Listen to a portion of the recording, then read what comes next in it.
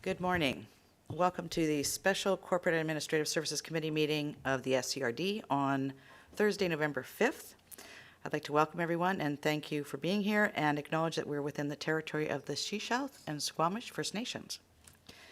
So we have an agenda in front of us. Are there any additions or deletions? Seeing nothing, I'd look for a motion to adopt the agenda as presented. Moved by Director Pratt, seconded by Director Ties. All those in favor? Thank you. So we're going to go to item 2. This will be a verbal from the Chief Administrative Officer and our Chief Financial Officer. Thank you, Chair. What we're going to go through, we've got a bit of a slide presentation to go through with you to start off this morning, and we're going to cover off a bit of a Chief Administrative Officer update with some of the impacts of COVID and some of the considerations that have been put into the package that you'll be reviewing over the next couple of days. Tina, our Chief Financial Officer, is going to walk you through the purpose of the pre-budget meetings, some key items impacting 2021.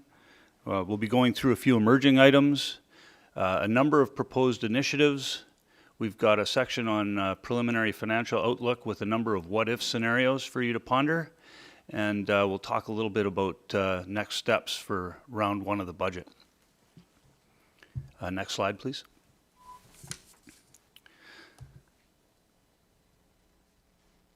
There we go. This is one of the joys of doing these slide presentations from multiple spaces and with multiple people.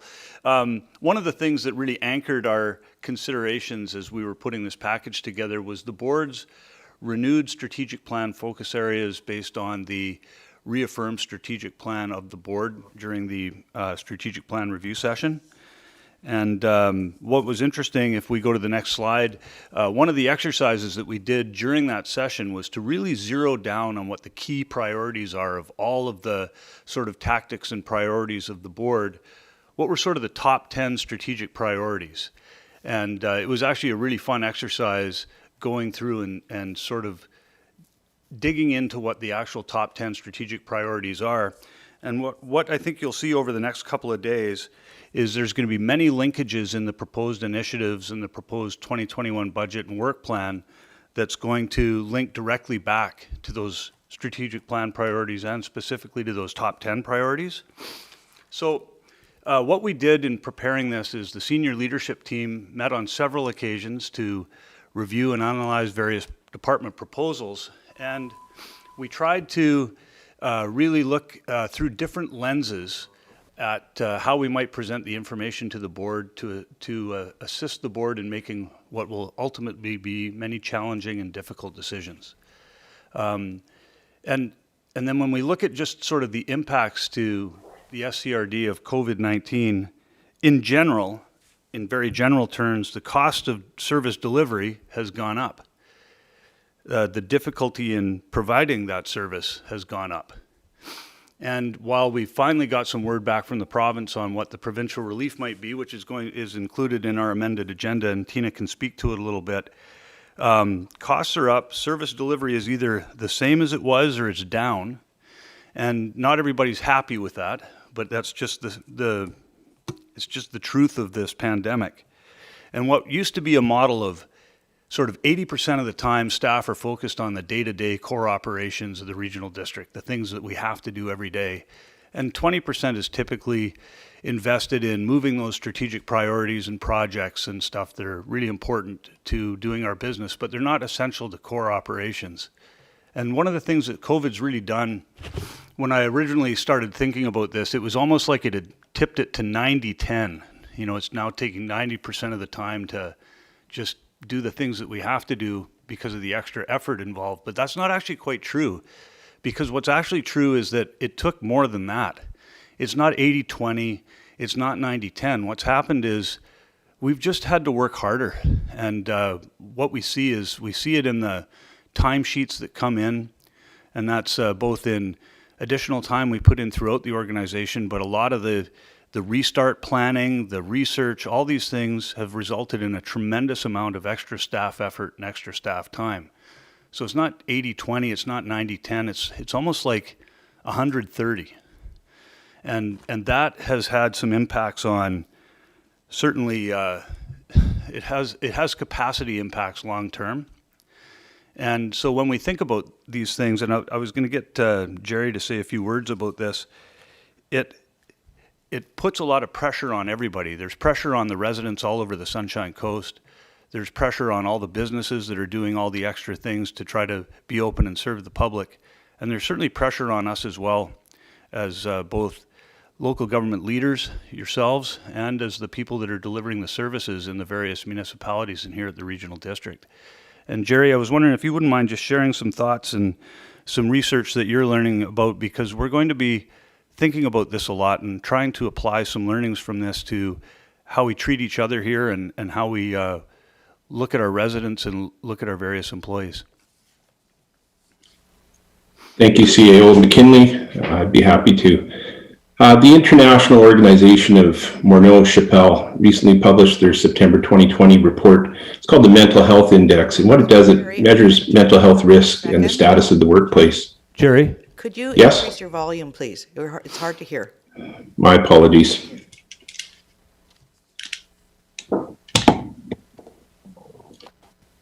Hopefully this will improve. Is that better?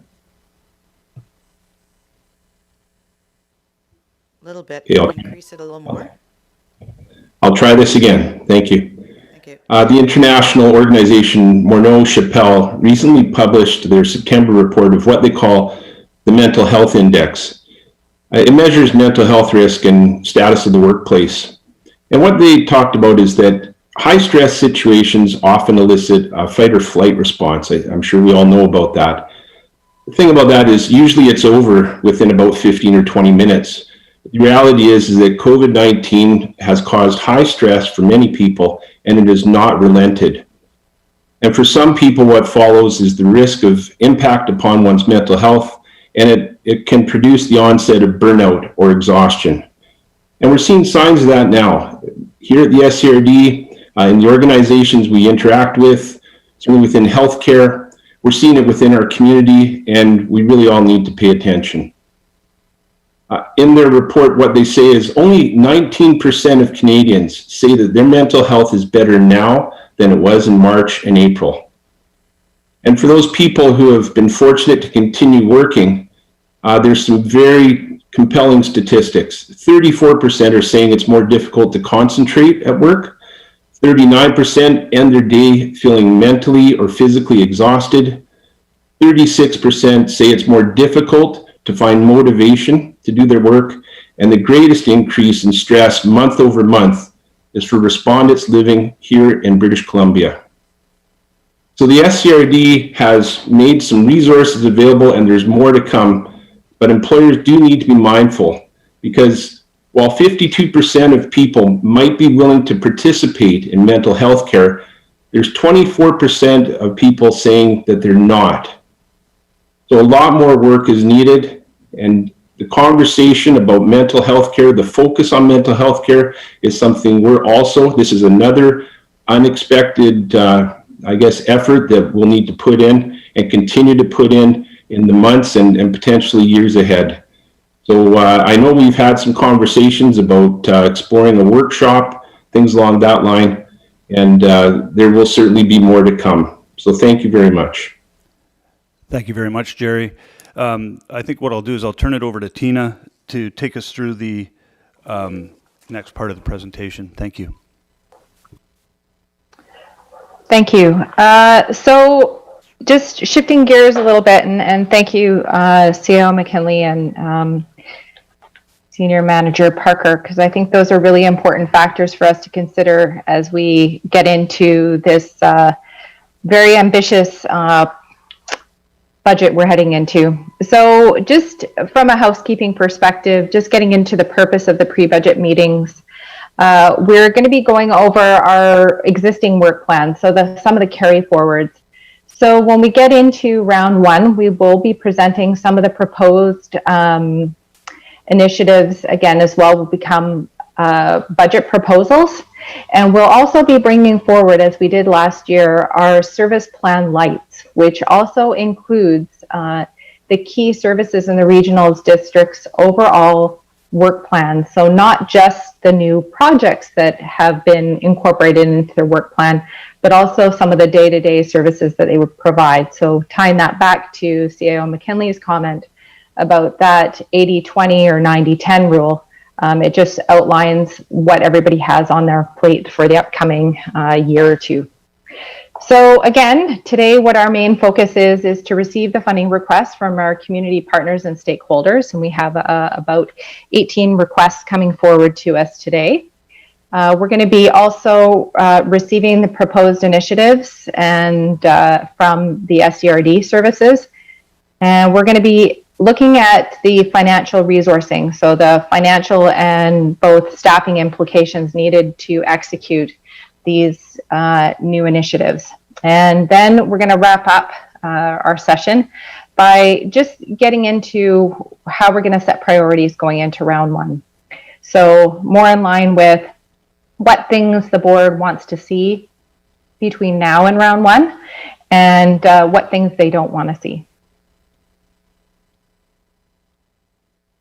So this is outlined in some of the reports included in the agenda for the next 2 days, but just highlighting some of the impacts as we head into the 2021 budget.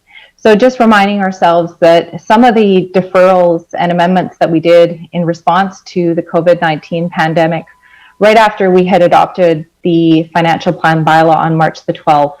So we then amended the budget by March 31st. So as part of that, we deferred a lot of projects and staffing. We also used reserves or deferred reserve contributions to offset taxation. And all of those things are worth mentioning because they do impact the taxation and user rate fees as we head into 2021. So we also have some operational deficits that were presented as part of the Q3 variance at the October Corporate and Administrative Services meeting. And the two most significant ones were emergency planning and solid waste. And we had some good news as it relates to community recreation because we were anticipating a little bit of a deficit there, but we're holding strong with a slight surplus there as of the end of September. So we also have increased operational costs as it relates to COVID-19. So the way we have to deliver now with increased PPE or increased spacing, or just it might take longer for some of our services to be delivered or just delivered differently. So how are those going to impact us going forward? So we also have a lot of future commitments coming forward. So we had over $16 million of debt servicing approved in the 2020 budget. And a lot of those were in our infrastructure services for Church Road and the potential metering. And we also have some things such as the Seashell landfill remediation, our wastewater facility capital funding, and we have some things like the Cooper's Green Hall replacement in there. There's also several emerging items which we'll touch on later in the presentation. So some of the things that there's been a lot of reports over the last few months, and these are not an exhaustive list, but they're very much worth mentioning. We've submitted several grant applications to both federal and provincial programs. And so those particular programs are still coming very fast and furious as part of the federal government's initiative to provide some financial relief to local governments through grants. So staff are having to react to those as well as our community groups in trying to apply for those grant applications in very short time frames. So becoming shovel ready, as we term, is very, very important. We've also started discussing the potential use of community works gas tax funds towards eligible projects for some of these projects that are on the proposed initiatives, or maybe some of the past projects we've approved. And one of the key things here is we have just received notification from the province regarding the Safe Restart recovery funds, and a subsequent report as part of this amended agenda will be coming to the November Corporate and Administrative Services with some options, but included in this agenda you'll see that the regional district received $521,000 from the Safe Restart. So we need to talk about a little bit on how those funds will be used and how that fits with the rest of the Sunshine Coast. So as part of the deficit for the solid waste, we also had a significant increase in the green waste program. And so whether or not we need to look at that particular program, and that is funded through taxation right now. So do we need to increase funding there? We also have several water supply expansion projects coming forward. And so how do we fund those heading into this year's budget and for the next few years? So we also have our utility rate reviews coming before year end. And so those are for our water services, our wastewater, and our curbside collection. And we also haven't received our transit annual operating agreement. And that's in part because some of the Safe Restart funds are going into the transit systems throughout the province. So we anticipate receiving that shortly. We also have corporate space plan implementations with having issues before we had asks for new staffing. We already had space constraints in both our corporate Field Road location as well as Mason Road. So how through COVID will we revisit corporate space planning and space use going into the next few years, as this pandemic does not look to be a temporary situation.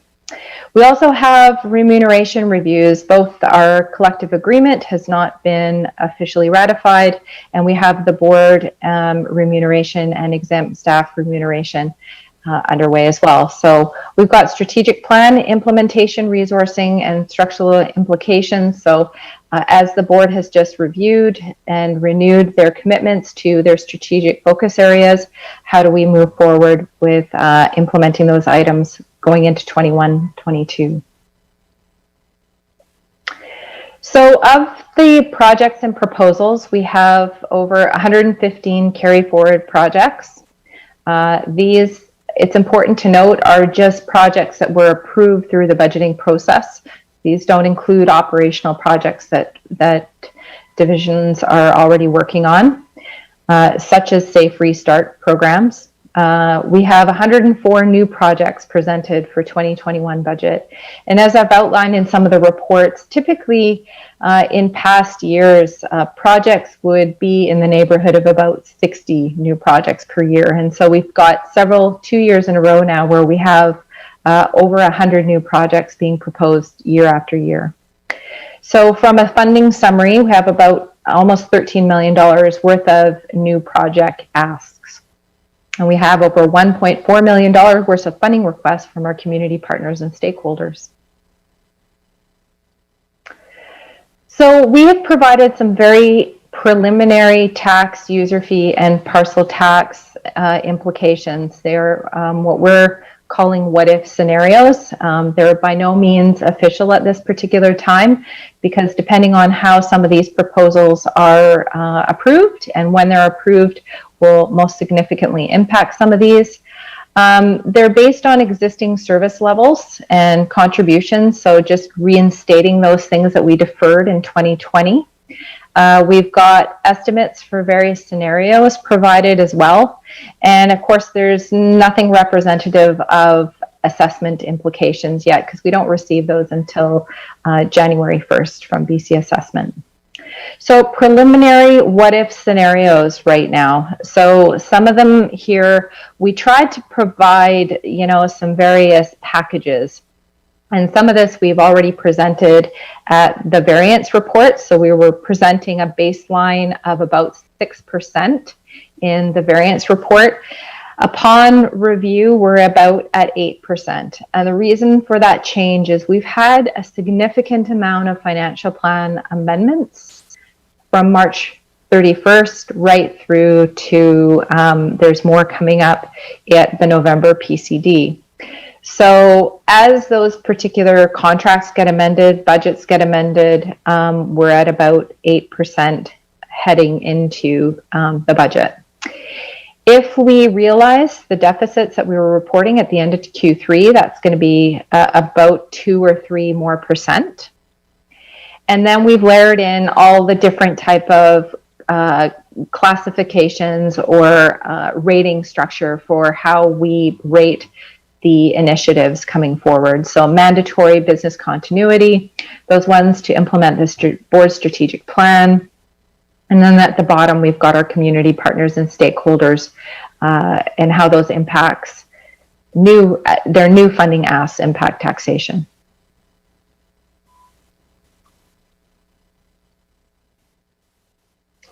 So just trying to get the next slide here. So we've also presented some what-if scenarios for water rates here. And last year, as we recall, we had some combined user rate and parcel tax increases of about 25% for regional water.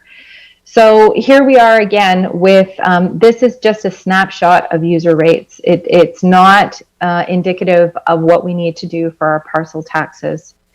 And so we're looking just for base rates of about 9% for regional water. And for North and South Pender, we also have some pretty significant. North is very significant, almost 30%. And that's based on the past proposals approved and some of the debt servicing that we need for some of those past approvals. So again, more detail is going to be presented in November, either at ISC or corporate services, just depending on staff's ability to roll those out. And then we have our wastewater, our 15 wastewater services too that are coming forward. So those will also incorporate some of our recommended parcel tax increases. And what we're going to talk about a little bit too is a lot of these proposed initiatives have significant amount of funding from reserves. And therefore, what are the implications to our reserve levels as we continue to use them? So we're not replenishing them in the same rate that we are depleting them, especially as it relates to our water services. So we'll need to address that going forward.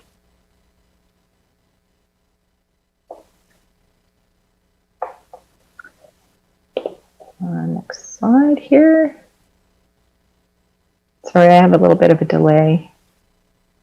So I also just wanted to make sure we understood that we had outstanding decisions regarding our community recreation facilities to defer the recreation capital renewal funding of about $500,000 and changing the funding from taxation to parcel tax. So though staff will report back in December or January committee on that. We also have no changes anticipated for the Pender Harbor Pool. However, we do have some preliminary increases of about 14% needed for the refuse collection. And some of those were in line. We anticipated some increases there in response to the organics collection for the rural areas. But again, staff are going to bring back a report as to what those will need to be coming into 2021. So tying back to some of the reserve funds included in the agenda, we've included an update on our status of our reserves and things like our DCCs and parkland reserves. But I just wanted to highlight a few where we can earmark or anticipate some concerns going forward. So we have passed decisions, for example, with information services to increase their capital funding by incremental increase of $50,000. So again, that's been incorporated in the budget this year, but we seem to be depleting reserve faster than we are replenishing them. And most certainly our needs with IT services has escalated with COVID, as everybody has experienced. And so just the way we do business is much different now. We've also presented past preliminary asset management plans for our protective services, our fire department. So they too are quickly depleting reserves for much needed equipment, but it's also very expensive. So we're seeing a transition from using reserves to debt funding. Positive thing there is that debt funding is quite inexpensive at this time.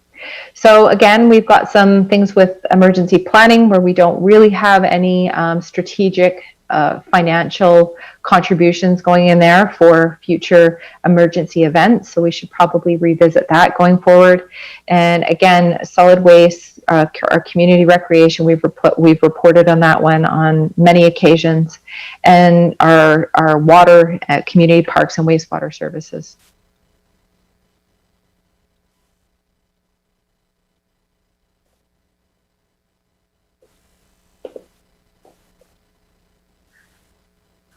So I just wanted to reiterate our timelines, just as we think about what more information that we either want from our community partners and stakeholders between now and round one meetings in February 1st, 2nd. And also part of this, which the CAO is going to be wrapping up, is part of our next steps and our, what is the public consultation going to look like as we head into the 2021 budget. And then we have our final adoption scheduled for the very end of March. We were trying to work towards having our financial plan adopted before year end, but due to COVID and some of the uncertainty in the year end, we kind of prolonged as long as we could this particular process so we could be as informed as possible before we adopt that bylaw at the end of next March. So I will pass it back over. Oh, I just included a little slide here too, just for some thought about, how we start looking at how we do our financial planning. And this is from the Government Finance Officers Association's best practices for thriving communities. And I think it's worth mentioning some of the various steps. And I think this is what staff are working on as they do various projects, whether they're for the various water projects. And even, as we head into the very meaningful type of conversation that we need to have with the community about open communications and making sure we provide as much information to the community as possible. So I'll pass it over to the CAO to just wrap up on next steps. You bet. Thanks so much, Tina.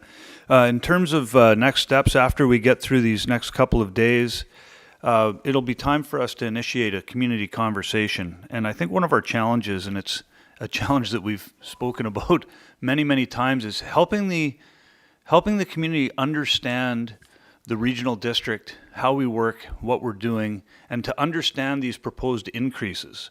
And it's really important to find the right tools and the right ways to communicate this so people can understand it correctly. And then what'll also be just as important is placing that in context. And it's because sometimes, 8%, 10%, 12%, it sounds scary. But what does it actually mean to an average homeowner, recognizing that in a regional district, it's going to be different depending on which area of the Sunshine Coast you live. And then the other context is, if my increase is this, well, how does that actually compare to what it costs to receive those services in other areas? Are we way higher than comparable communities on the island or elsewhere? Are we lower?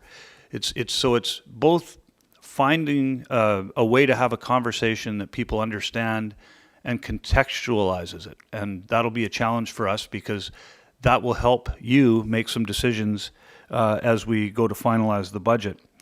And the other piece that'll be for considerations is depending on the direction we receive over the next couple of days as we go through all these packages, we'll be very happy to work with you to model various scenarios on based on these what-if scenarios. What if we did only these projects? What would happen if we didn't do that? There's going to be financial implications of that. There'll be some timeline implications of that. There will be potentially some staffing implications around which positions are added and when. How fast do we proceed and which projects do we proceed with?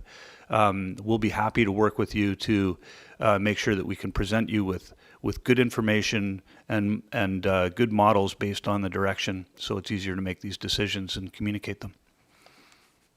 Thank you.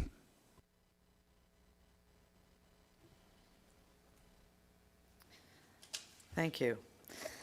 Before we move into the actual agenda package, are there any questions on the presentation?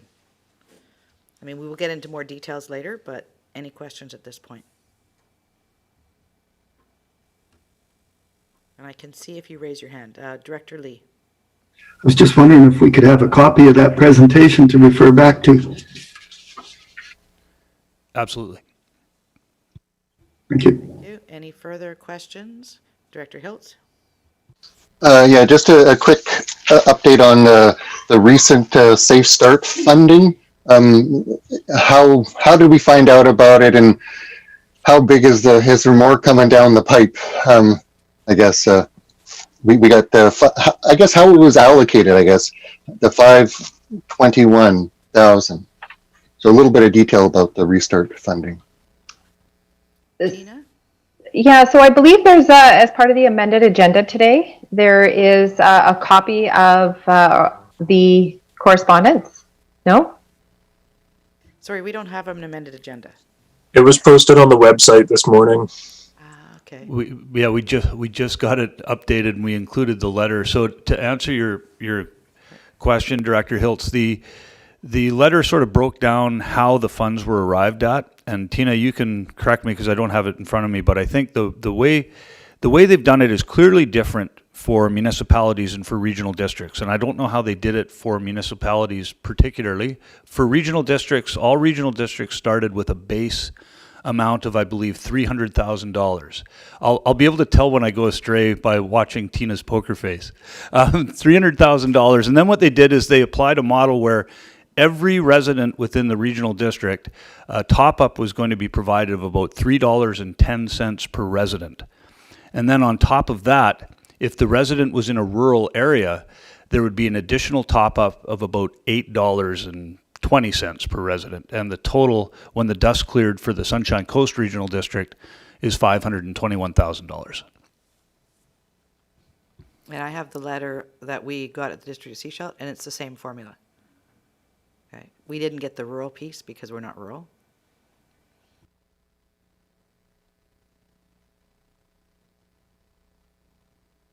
So for those directors who are looking for that letter and that information, it is in the amended agenda that is now in your sync folder, which I'll have to go find at some point as well. It's right, right at the bottom, which is kind of a weird place to be. Yes. Any further questions or comments at this point, or should we just dive in? Dive in, all right. First, I'll look for a motion to receive all the reports. Moved and seconded, all in favor? Thank you. So we're looking into community partners and stakeholders 2021 budget requests. And over to Tina, I believe, just for a brief introduction. Exactly. Thank you, Chair. So yes, this is just, part of our budgeting process that we incorporated a couple years back was to have our community partners and stakeholders have the opportunity to provide their preliminary budget submissions as part of the SCRD's pre-budgeting process. So then we could allow the committee and both the community groups some time if the committee had any additional information or further questions that they had about some of the requests coming forward. One of the other things I did want to note and included in your agenda is a summary of the requests and change from prior years from the SCRD's perspective. And the one note is that staff with the Sechelt Public Library, as well as all the member municipal staff involved in that particular agreement, are actively working together to try to finalize that particular agreement and hope to have something to the committee for consideration and the various councils very shortly. So that's why we kind of put a TBD in there, but we did put in what the last year's request was. So everything's going well on that front. And thank you to David Douglas, director at District of Sechelt, for doing a lot of the heavy lifting there. So, and to Leanne, the new library director, thank you. Thank you. All right, so what we're going to do is we're going to go through each one of these attachments individually, and I'm looking for questions, clarification, information that individual directors are looking for, so that when this comes back to us at round one, we actually have provided the information so that we can deal with it at that time. So the first one on the list is Sechelt Public Library. Any questions from those paying into this function?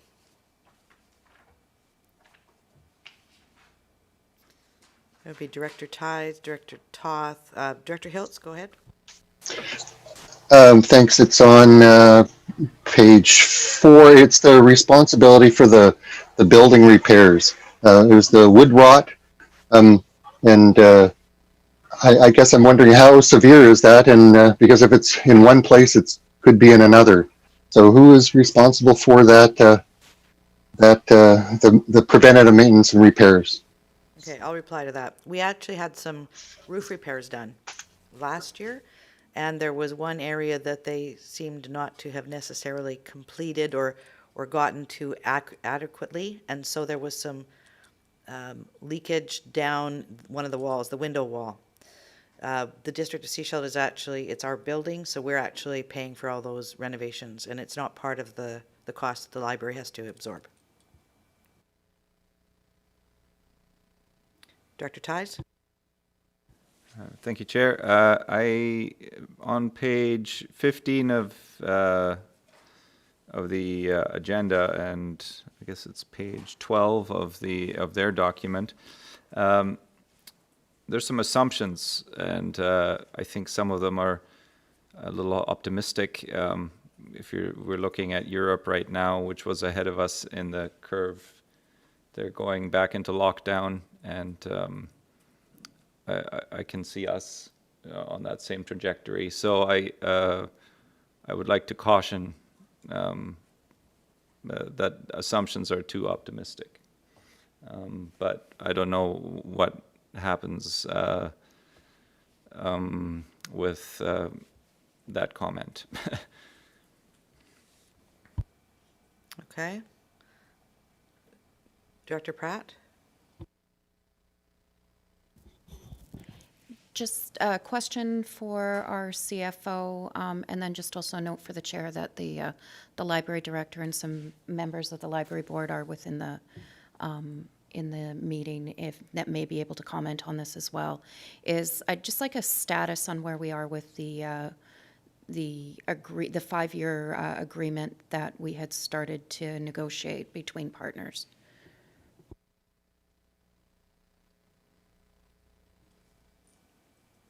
Tina, did you want to address that? Yeah, so we have a draft prepared. There's just some sections, and I believe staff are going to be meeting again next week to review some of this. So hopefully we will have something for consideration. I don't know if it'll be by year end, but very much into early January, before round 1 for sure. Okay, could we hear from Leanne Emery?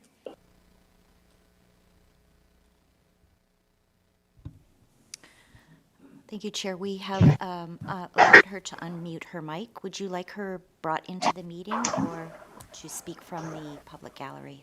I think, Leanne, you can just speak from the gallery, so you are unmuted. Hi, everyone.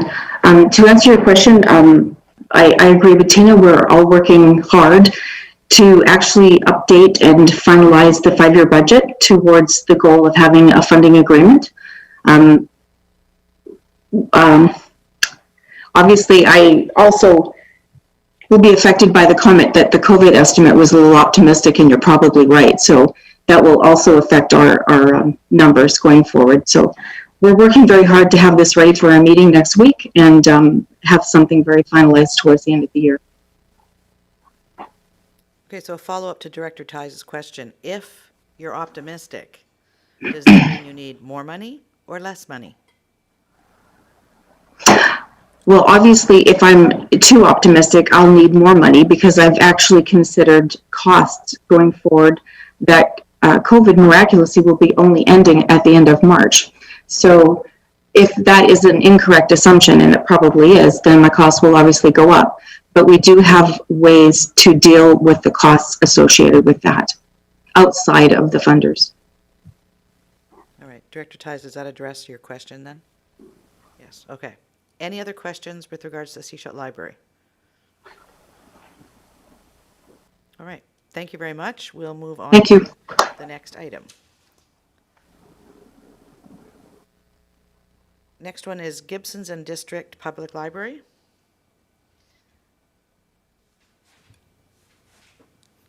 Director Beamish. Yes, good morning. Thank you, Chair, and thank you for having me sit in the boardroom and be back on the board again at this time. I'm here this morning as an alternate. The intention is that I would become the regular appointee at the next meeting of council. So I wanted to be here at the beginning of the budget process so I could understand everything and keep up to date with everybody. I'm really pleased to see how the libraries have continue to provide service and found new ways to provide service like we all have, and that I think there's a new going into the future. I think this will benefit everybody and looking at different things. I did have a chance to talk to our library director, Heather Evans-Cullens, yesterday, and talked about some of the challenges of the library. One of them, and it not really highlighted here, is that our libraries provide a various service, and one of them is a warm place for people to get out of the weather, many of whom are needing, are either homeless or vulnerable people. And this can no longer be accommodated. And as a community, as a region, we need to look at the impacts of that going forward, especially as we come into winter now. And we're looking at maybe getting together a small committee in the Gibsons area to look specifically at how we can respond to that and still provide that opportunity, recognizing that it will not be in an enclosed space like the library for an ongoing basis. So I'm very pleased with, at this point in time, level of budget. We'll see how we go through. And I believe that Heather Evans-Cullen is on the line. I don't know if she wants to speak or if that's the practice today, but if she is there, and perhaps the board could allow her to speak. Thank you. Let's go to Director McMahon first, see if there are any questions there, and then we'll bring Heather in. Thank you. I agree very much with Director Beamish. The other thing that happened this year, as you remember, is that we had terrible smoke. And the public library was one of the few spaces in the community that has a good HVAC system where people, in theory, could shelter, but because of COVID, were unable to. And that's another problem. And I also wonder whether there are any sources of funding that might be available to libraries that would recognize their role in providing these kind of community services. Thank you. Thank you. Director Ties, did you want to comment on this one? All right, we'll ask Heather. And you're unmuted. Hi, everyone. Can you hear me okay? Yes, we can. Thank you. Okay, great. Well, good morning. And yeah, thanks to Director Beamish and Director Mahon. I do definitely agree with this concern around creating some day shelter services. We did work very hard, as you know, to open our doors in July because we know that we're often one of the only safe spaces that people can access for free. So that was a huge priority for us to get our doors open as soon as possible. So we are working. We do have some limited seating in the library, and we are looking at ways to use our Manil room space again. So let's just continue to work together. We've partnered with Rain City to do some outreach services to people who may be homeless. So we take our role in equity and building social justice really seriously. So please know that I always have time to work on this. Thank you. Seeing no further questions or comments, we'll move on to Roberts Creek Community Library. Director Ties. Yeah, apart from themselves calling themselves a library, I have no comments at this time. I think everything's okay there. Thank you. So, okay, we'll move on to Pender Harbor Reading Room.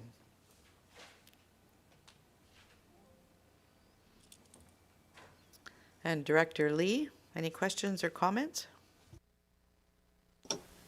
No, it seems fairly straightforward, and they're asking for the same thing this year that they did last year, so it seems pretty simple to me. Thank you. Thank you. Pender Harbor Health Center. back to you, Director Hiltz. Chair, would you prefer virtual hands or real hands or both?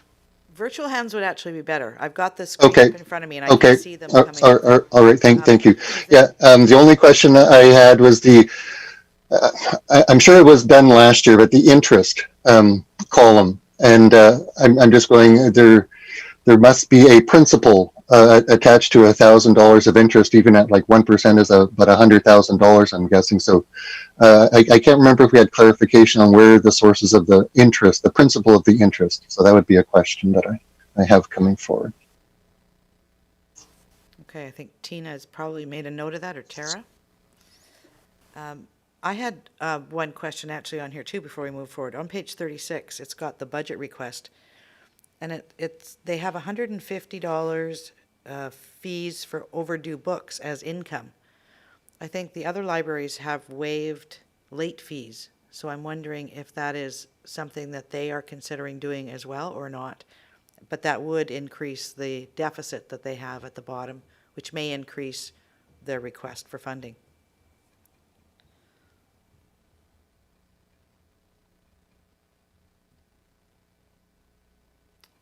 Director Ties?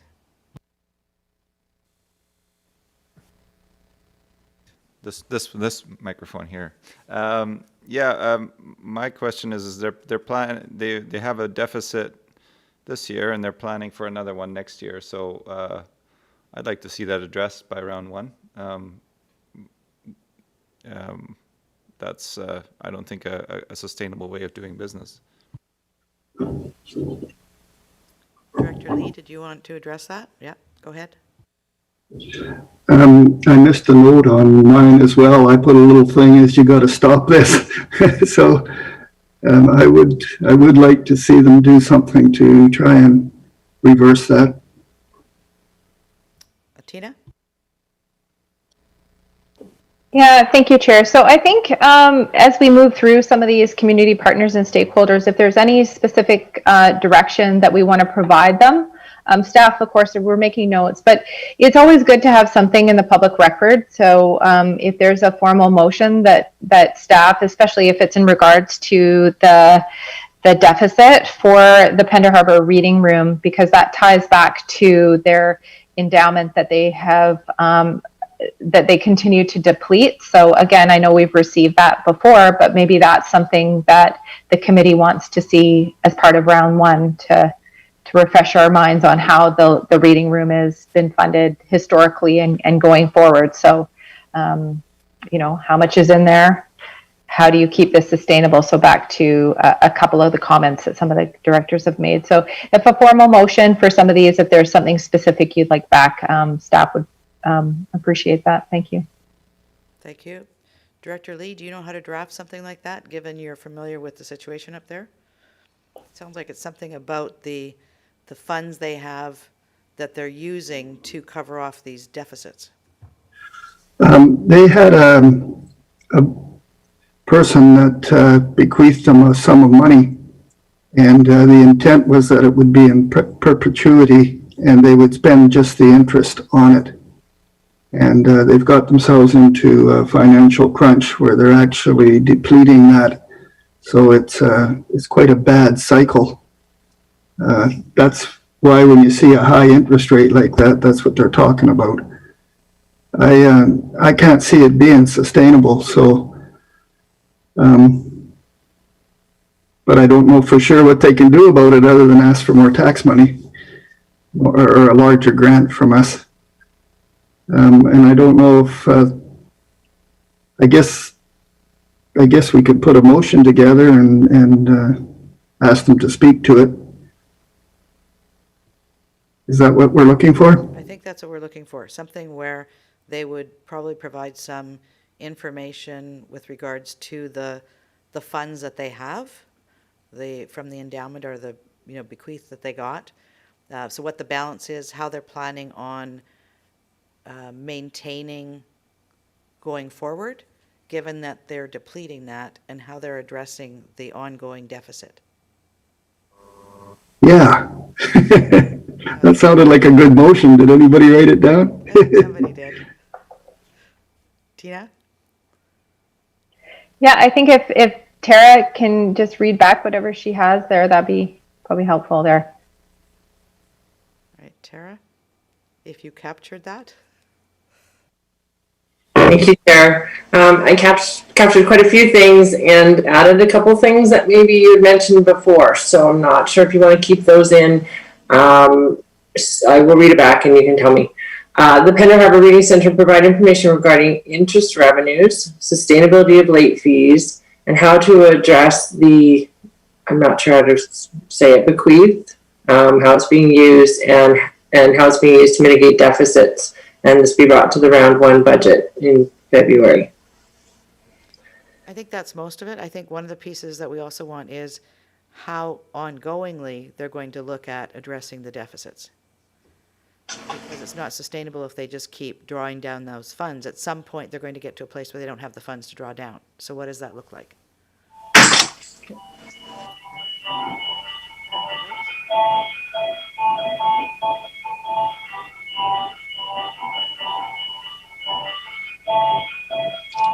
like the screen track, yes. Is that a pretty good motion? Okay, Director Hills, did you want to speak, or were you just? You're muted at this point. I can do one click at a time. Okay. The word sustainability of the service in light of running a deficit in the endowment. I think this is the concept. I think that we're trying to capture is this. As Director Ties has said, this is not sustainable to run a continuous deficit. So it's about the sustainability of the service going forward in light of the deficit position and how that is currently addressed through the endowment. I think that's kind of how I'm understanding what we're asking. Yes. Director Pratt? Thank you, Chair. I think essentially what we're asking for to more succinctly is a business plan. And I think maybe that's that might be rather than getting too far into the weeds with how we're putting the motion, is a business plan for future future cost mitigation and deficit mitigation, maybe. So something like we would like them to come forward with a business plan addressing the current balance in the funds that they have and how they will sustain the operations going forward. Yes, and if and maybe with staff, I mean, you can certainly we can either put it in the motion around whether or not it's looking for more taxation from or more funding from the regional district, or even just say that directly to them as well, because that's the kind of information we need. All right, Tara, do you want to take another stab at a motion? I know we always put you on the spot. I know.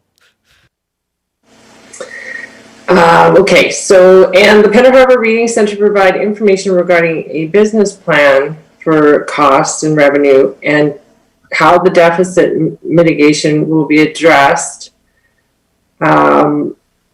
with the current funds available, and how to sustain operations for the future with possible other requests to the SCRD for grant. I think we actually, asking for the business plan, I think a lot of the other stuff can actually come out of there. We're looking for a business plan that will provide a sustainable plan forward, given the funding that they have in the account or the bequeath or whatever it's called, and how they'll be mitigating deficits ongoingly. Director Lee? I was wondering if we could just make it a little simpler and just say, can you please provide a plan to address the ongoing deficit and how best to eliminate it? Sounds good. Would you like to make that recommendation? Yes. All right, is there a seconder for that recommendation? We got a number of them, all right. Cut to the chase, that sounds good. Any further comments or questions? All those in favor? Thank you. All right. I know. Pender Harbor Health Center is up next.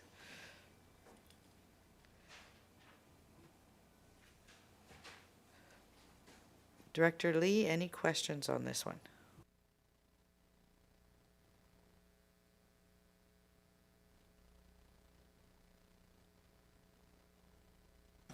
Sorry, I'm just going over my notes. If you could just give me a sec, please. Problem?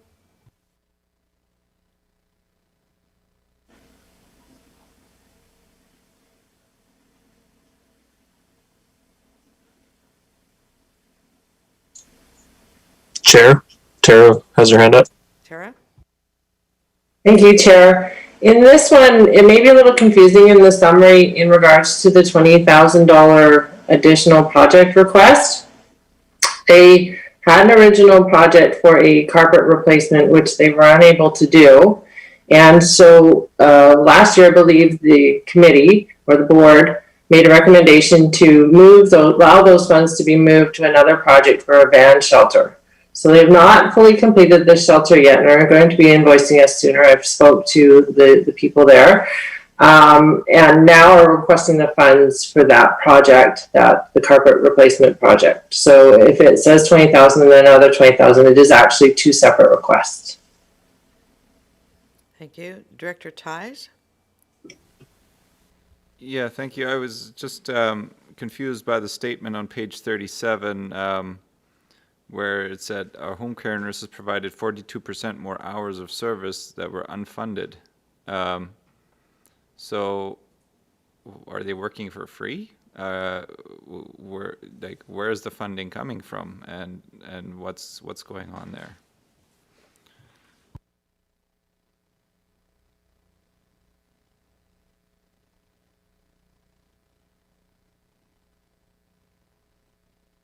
We don't have anybody from the health center in the gallery, I don't believe. Maybe that could be addressed at round one, and just saying comments back to further explanations on what 42% more hours of service that were unfunded. Okay, Tara's capturing that. Director Lee? No, actually, I was good. I understood what they were asking for. Thank you. So we have, do you want a recommendation for that question? The question around the 42%? Or they will actually be attending, will they not? When we come to round one, they would be here. So is that a question that could be addressed at round one? Or do we want them to, do we want to go out to them ahead of time and get that? Tina? It's probably good to, give them the heads up so they can be prepared when they come at round one. So, I mean, it's good because usually what we do is we provide sort of, receiving your pre-budget, and this is as a follow-up to the round one budget presentation. If you could include some more information regarding your increased need for home care services and how that was funded, as the note says, unfunded. So. Okay. Director Ties, Director Lee, would you like to make that recommendation? Sure. All right, recommendations on the floor. Is there a seconder? Seconded. Any further comments or questions? All those in favor? Thank you. Moving on to the next item, Seashell Community Archive. Sorry. You've got a speakers list Sorry, going. okay, good, okay, awesome. Let me go back. I've been trying to write a message here too. I'm on the wrong one, that's why. Okay, Director McMahon is first. Then I've got Director Todd. That's how it should be. The financials on page 40 and I think it's 41 and 42 show the expenses, actuals versus budget, but they don't show the income. And they mention in the report that their income is down. The fundraising from the auxiliary and the tenants. So I would like to see that information as well. And it's the whole problem. How are they going to mitigate those losses over the next certainly year or more? Thank you. Director Toth. I'm just going to keep a list and we'll put a motion together at the end. Director Toth. Thank you, Chair. Yeah, I'm looking at page 41. They have planned deficits for every year. So I'd be curious to know how those deficits are funded and what their deficit mitigation strategy might look like going forward. Because on page 42, it shows a deficit every year for their plan. Thank you. Director Pratt. Thank you. The Pender Harbor Health Center is a really unique entity within our community because, I mean, essentially it was started by volunteers. It's run by volunteers, and it's providing a vital health service within our community that is not fully funded. So, I think there's definitely a case here that we need to do some additional advocacy around this and with the province just to help support this service as well, because it's incredible the work that they do. And having lived in Pender Harbor for a number of years, and I know Director Lee would probably agree with this as well, it provides so much value for dollars. And it is something that should be receiving more provincial support. Thank you. Director Hilt. Thank you. I'm echoing that on the page 38, the more details about the revenue loss, particularly from the physicians not using the office space. So as Director McMahon was mentioning, this what is the scale of the reduction? And I can't find that. I'm going to go to Director Beamish here, and then we'll come back to Director McMahon. Yeah, just again on page 42, I note they have a line item there for GST. Are they not eligible for a GST rebate at the end of the process? It's not insignificant, $4,200, $4,400, and increasing. And I'm just wondering if that's an offsetting revenue of GST returned to them. Tina, do you know that offhand? I don't. I can speculate, but no. Director McMahon? Yeah, I mean, clearly, we're not crazy enough to start cutting a much-needed health service in the middle of a global pandemic. But I would like to understand their full budget a lot better, and also whether they can get any additional funding. Because we are in the middle of pandemic, and obviously they've had extra costs. So do they have any opportunities for more funding? Thank you. I notice on page 43 there is like historical operational funding and capital project funding, but no breakdown. So these are just totals. So, I mean, it says bylaw grant, but it doesn't actually show anything else. So anything further? What I have is we are asking them to provide us a breakdown of income and their mitigation plan for deficits. And we'd like to find out whether or not they're eligible for a GST rebate. Director Ties. Yeah, I also think there might be more opportunities for grant applications for both the upkeep of their building. The RCCA has just recently done that successfully, and I think there's more opportunities for grants in their overall funding model, I think. Okay, is that our place to say go apply for grants, or could we have the director of the area have a conversation with them and see whether or not that's something. I mean, I don't know if we necessarily want our staff to say, go apply for grants.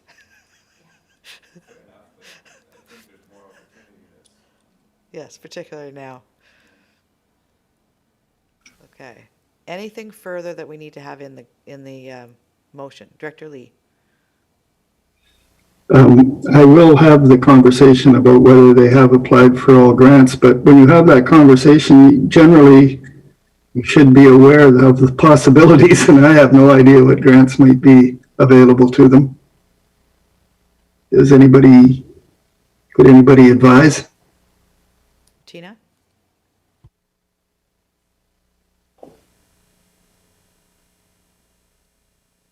You just put yourself on mute. Try that again, Tina. Oh, sorry. If we see any grants as staff that fit with any opportunities with some of our community partners or stakeholders, or even people who do grant and aid submissions, we have been forwarding those along for them. From recollection, I know the difference between something like the Roberts Creek Community Hall is those are more heritage community space type things, just because it's a health center. But having that said, it doesn't mean there might be some opportunities for them. And so, it's maybe just a question. Have you received, or have there been more granting opportunities than in the past as part of COVID? I think that's general question. Thank you. Director Pratt. I think it goes back, and I said this earlier, around the point of advocacy to the province, especially, we are primarily a rural community, but especially Pender Harbour, which is very much isolated from the rest of our community. And when you think about places like Egmont, where just to get as close to the health center is going to be a 40-minute drive just from certain places in Egmont or Garden Bay or Saginaw Lake, this is a vital service for the community, and they should be receiving more support on a provincial level, I believe. And for me, it's another one of those downloading of services to a small rural community where volunteers have taken up the charge and are piecing together essentially grants and contracts in order to make a health center run for the betterment of its citizens. So I think it's a larger advocacy piece here as well. It's what they've done with that health center from the time they built it until now is absolutely incredible. And doing everything on a shoestring budget is just amazing. It's a true example of a rural community resiliency, and I'd like to support that in a larger way. Director Beamish? One thing we're seeing throughout the budget requests and costs in terms of 2020 is the impact of COVID. And I'm just wondering, and I don't know whether the province had in its mind that the grants they recently announced, so it would be used to offset some of those costs. And I just wonder if that's some direction that we need to be thinking. For example, Gibson's Library, I'd certainly be prepared to talk to our council about how that the offsets, the grant that we could be used to could be used to help offset some of the additional costs to the Gibson's Library and other facilities. So that just a thought there. I don't know whether that's if they applied separately for funding, whether the province would come back and say, "Oh, we gave funding to your municipality. Did they not talk to you?" And I think that we need to anticipate that. I think what Director Ties was indicating too is there are a number of community groups, Community Future or Community Foundation. The credit union announced yesterday they're going to be giving out additional funding for COVID, relief. There are other different groups out there that have been putting out grants, grant applications or grant opportunities. Have they applied for any of those, or have they been aware of them? Do they fit? I mean, and probably one of the questions is, do they fit? If not, that I know that, Director Pratt and I, in some of our calls with the province and with the federal government, when we've been, have identified some of these areas where they haven't been addressed, we've actually brought that up, and they've been responsive in changing the criteria so that some of these other organizations and individuals and businesses could actually access some of the grants that they hadn't been before. So that would be another conversation to have with them. I'm looking at Director Lee to have that conversation. All right, anything further to add onto this motion? Currently, we're asking for a breakdown of income. Tara, you've got something for us? Perfect. Hopefully this is easier. Thank you, Chair. Regard the Penner Harbor Health Center provide further information to round one budget regarding explanation on the 42% more hours of services that were unfunded, more detailed breakdown of incomes, mitigation options for planned deficits, potential of offsetting revenue through GST rebates, and have grant opportunities, especially as a result of COVID, been explored by Penner Harbor Health Center. That sounds like you got it all. Any comments on that? Would someone like to make that recommendation? Director Lee, is there a seconder? Director Pratt? All those in favor? Thank you. Moving on, we have Seashell Community Archives. And I seem to recall some additional information that came in, and I don't know if it's actually included in the information we have in front of us. Tina?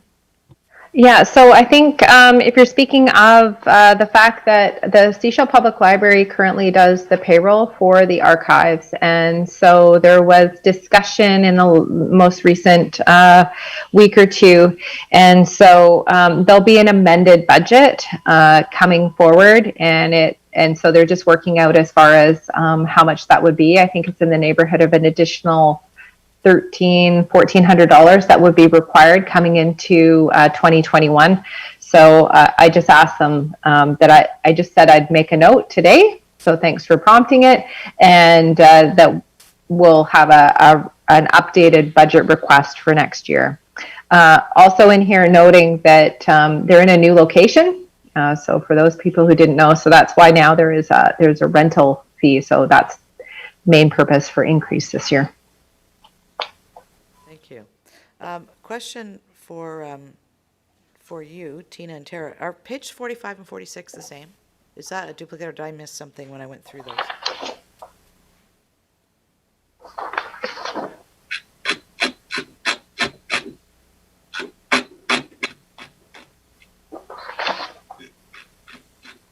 I think it is a duplication, Chair. Okay, thank you. Any questions or comments about the Seashell Archives? Director Ties. Yeah, thank you. There we go. That's better. Too many microphones. So either on page 45 or 46, it says here that the District of Seashell did not have any budgeted contributions. So I'm just a little bit, and I guess in the past they've provided the building and other infrastructure, and they have actually contributed $6,800 this year. So I'm wondering, is the District of Seashell going to be contributing in the future now with the rent now going out and that sort of thing? So just some clarity around that. Maybe somebody from the District of Seashell actually knows what's going on. Well, let's see. See if I get this right, Tina. The District of Seashell actually contributes to this function. On top of that, last year, because the archives moved out of the library and had to pay rent, we contributed additional. So that was a separate District of Seashell contribution outside of the function from the regional district. So what we're looking at this year, because that is in there, we're looking at rolling that into the actual service, so everybody contributes to that, and not just the District of Seashell. Is that correct, Tina? Or am I speaking totally inaccurately? No, I think that just ties back to the District of Seashell appears to have subsidized for the new rental fee for 2020. So that's been incorporated into the new budget requests. Any other questions, Director Ties, about that? No? Okay, thank you. A couple of things caused that change to happen.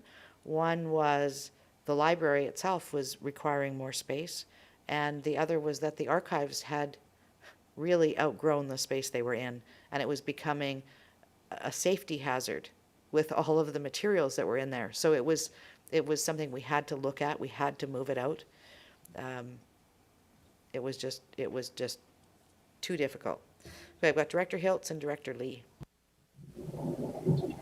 Thanks, Chair. Yeah, further on, so the decision to leave the space was the archives, was the district of Seashell, was the library? How was that decision made? It was pretty much a joint decision. So the situation was brought to the District of Seashell by the library after consulting with the archives. And so, it came to council, and we supported the library in saying it needed to be moved. Because obviously there was a funding component to that we needed to step up as a district and provide. And the district of Seashell being the landlord of the facility, I guess. So ultimately they made the decision. It made the decision. Thank you. Thank you. Director Lee and then Director Toth. Yes, just information. These archives are a series of documentation, I believe, rather than artifacts as such. Is there a plan to eventually put them into a digital format and on the web so that they're accessible to anyone that's interested? They have, over the last number of years, put money, they've applied for grants basically and been using those funds to digitize. So some of the really old newspapers, et cetera, are already digitized, and that is a plan going forward. I don't think it's in this budget because that's not something that they have been budgeting for as such. Might be something we could suggest. Yeah, the reason I was asking is that the Sarah Ray Hall has been collecting stuff like that, and they put a server online and they've digitized it, but they've done it with volunteers, except they provided the equipment, the computers and the scanners and everything, but the volunteers quite diligently did the whole thing, and they found it quite interesting, so might be something to pursue in the future. Thank you. Director Toth? Thank you. Yeah, I just wanted to add in with the space move that they really were sort of shoehorned into that back room, and on top of the safety concern, the room itself is not suitable for archive conditions. It's not properly climate controlled. There wasn't UV filtration on the windows, things like that. So the space really was inadequate. They should have been out of that room 5 or 10 years ago. Thank you. Director Hiltz? Thanks, Chair. I don't know if does the archives have charitable status? Like, I'm wondering, is there anything in terms of the new landlord able to somehow get a tax deduction with the cost for this space, or is this strictly a market-driven discussion? I know that the rent that they're paying is way below market. Yeah, they're not being charged what someone else in that area or in that space would be charged. And the follow-up, do you know if they have charitable status, or is that part of the archives? I'm not sure. Director Toth? I don't believe they do. I believe any charitable donations and things like that actually need to be routed through the district to Seashell. Because I think that was a question that came up at one point last year when council was talking about it. Okay. Any further questions or comments? All right, now, do we have anything that we're asking for further clarification on? Tara's shaking her head no. I didn't capture anything, but I thought I'd better check just in case I missed something. Right. Director Hiltz?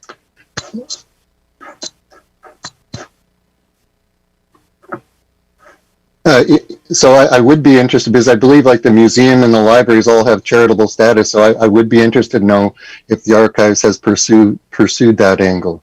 So that would be my motion that they just bring forth their experience with charitable status as a similar to other museum or cultural entities on the coast. All right, and that's seconded. All those in favor? Oh, okay, thank you.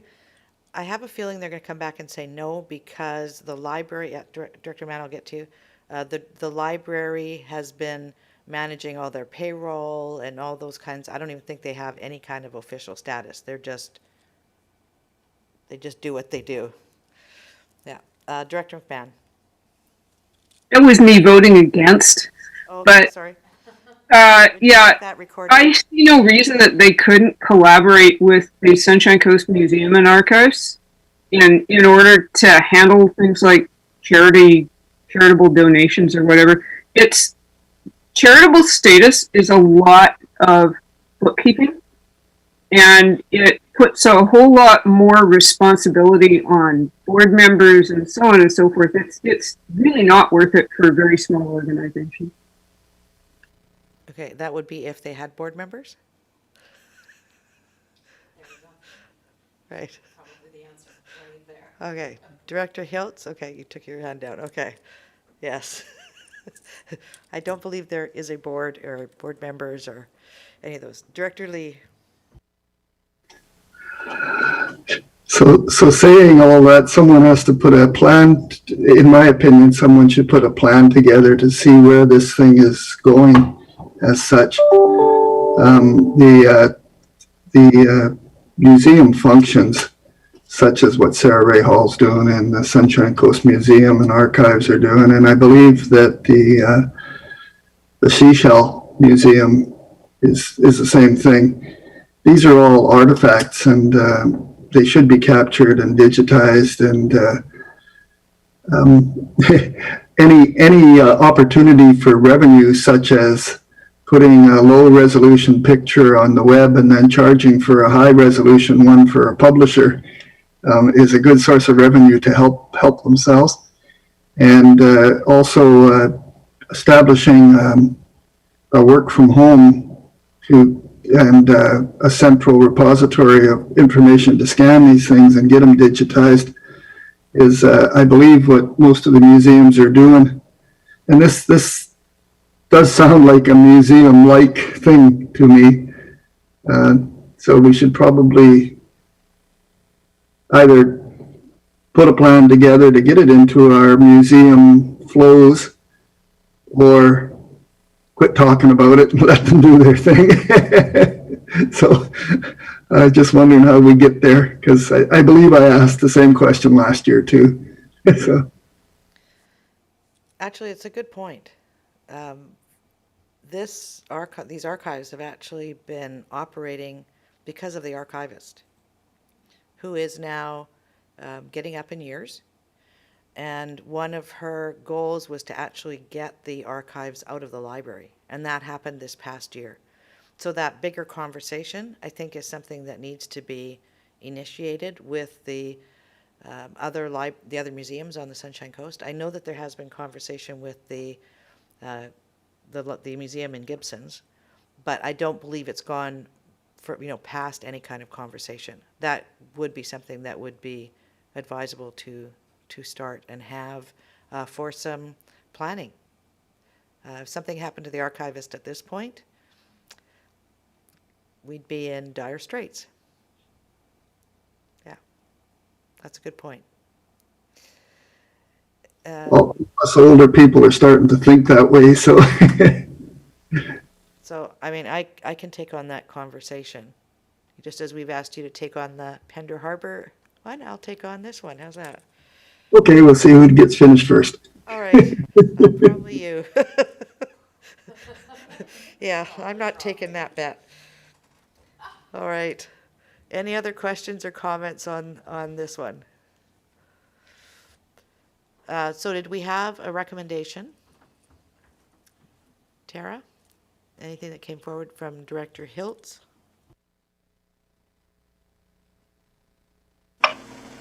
I don't believe I made a recommendation on anything further other than the feasibility of achieving charitable status, which I believe was already voted on.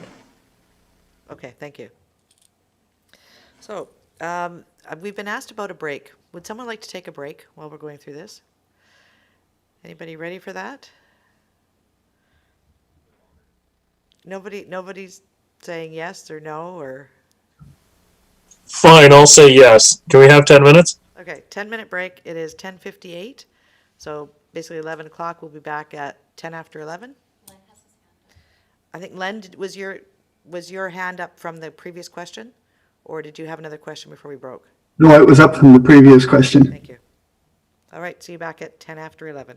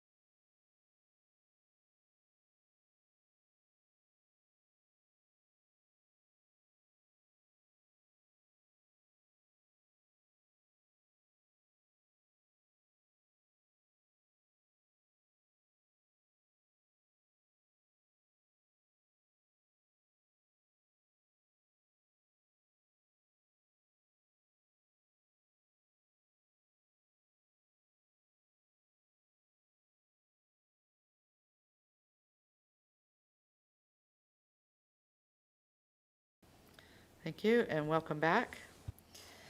We are on item number 4.8, which is the Skookumchuck Museum and Egmont Heritage Center. Did I miss? Oh, sorry, I checked that off already. And yet I'm on it in my agenda. Okay, attachment 7, Sunshine Coast Museum and Archives. I know. It's like all these, yeah, sorry. It's good you guys are here keeping me on track. All right, any questions or comments about this one? Director Beamish. Just briefly, I did speak with the manager of the Museum and Archives in Gibson's yesterday, and confirming the request, but also looking into the future. And I appreciate the conversation with looking at the Seashell Heritage or Seashell Archives. They are looking at, in concert with the relocation of Persephone and perhaps other things, the potential of expanding the facility there. That would include a new archives sometime in the future, and that's not in the budget. It's not, but it's certainly in the conversation. And so hopefully in the next 5 years, we'll see a new facility or an expansion facility that might even actually provide some new capacity for the library, as well as the museum and archives, so that it's some direction we're taking, and we'll continue to work on that. But I think working together coastwide on this issue is the way to go on this. So I look forward to that. So the other thing I look at in all these budgets, and I see it again in this one here, is if you read them closely, they are projecting a surplus for this year.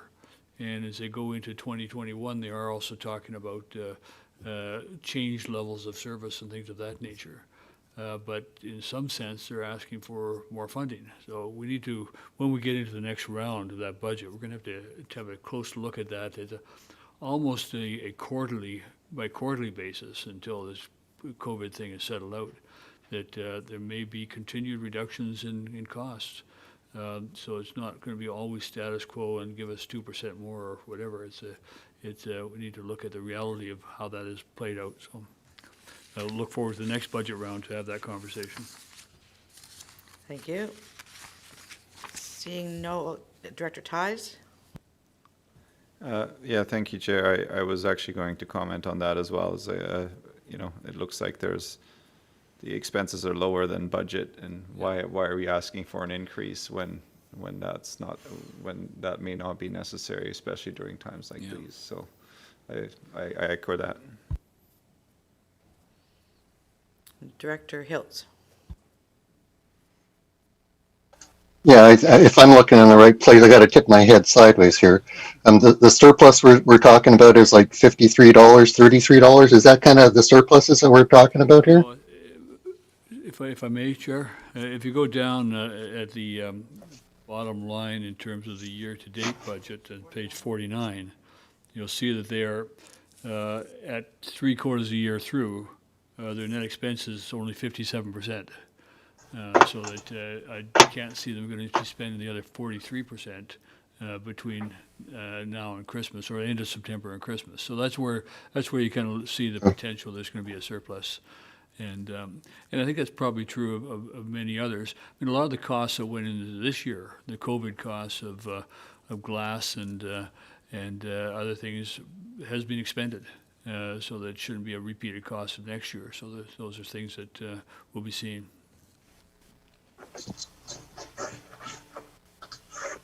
Any further questions or comments?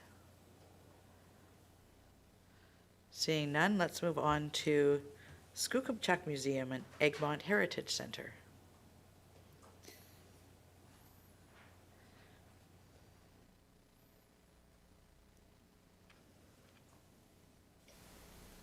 Director Lee? Is he clicking away here? Yes, they're requesting, similar to last year. They coped quite well with COVID by working from home and answering questions. And I think, as per usual for the Skookumchuck Heritage Society, they're very careful in what they asked for. as usual. I remember last year we actually had to get them to quit taking money out of their pockets. So I think this one's pretty clear. Thank you. I think they were looking for what, an additional $1,000? $700 maybe? Yeah, it's negligible. Yeah. Negligible, yes. All right, next on our list is Sunshine Coast Community Services Society. Anticipating a few questions on this.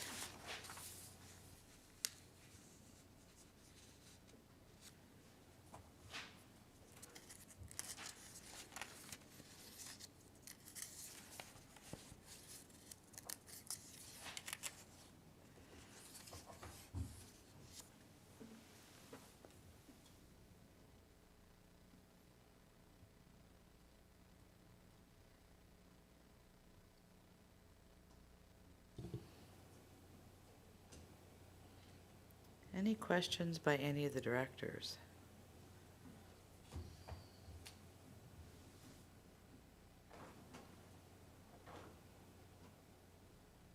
Director McMahon. Given that the new wave of COVID is coming from youth, or a lot of it is affecting youth, this would seem to be an important program, or a program that could work with the health services to reach out to youth about how they can manage with COVID. The thing about being a youth is that you do risky activities. That's it. But it becomes a big public health problem when those risky activities include big parties. So I was just wondering what was happening there.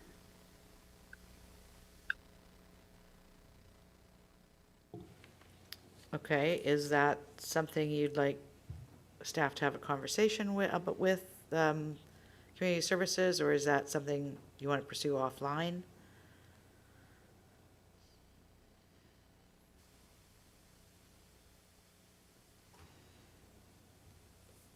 I have to think about that. Somebody else jump up. Okay, Director Pratt. Thank you, Chair. I think this is actually one of those programs that would be very beneficial for the board to have more information about and get more of an overview piece on because the youth outreach workers, they are dealing with fringe youth in our society, as well as they also have inroads with the larger group as well. So I don't know if it's necessarily appropriate at the budget meeting to do that, and unless directors are looking to find more information on a budgetary standpoint. But I think this is one of the pieces that we put in, like a lunch and learn, or reach out for doing an elected overview from community services.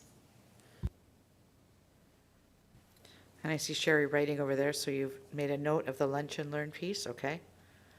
Would that address your questions, Director McMahon? Yeah, it would, because in that venue, then we can ask them for their plans going forward. Because I kind of think that the budget that they presented is based on getting back to business as usual.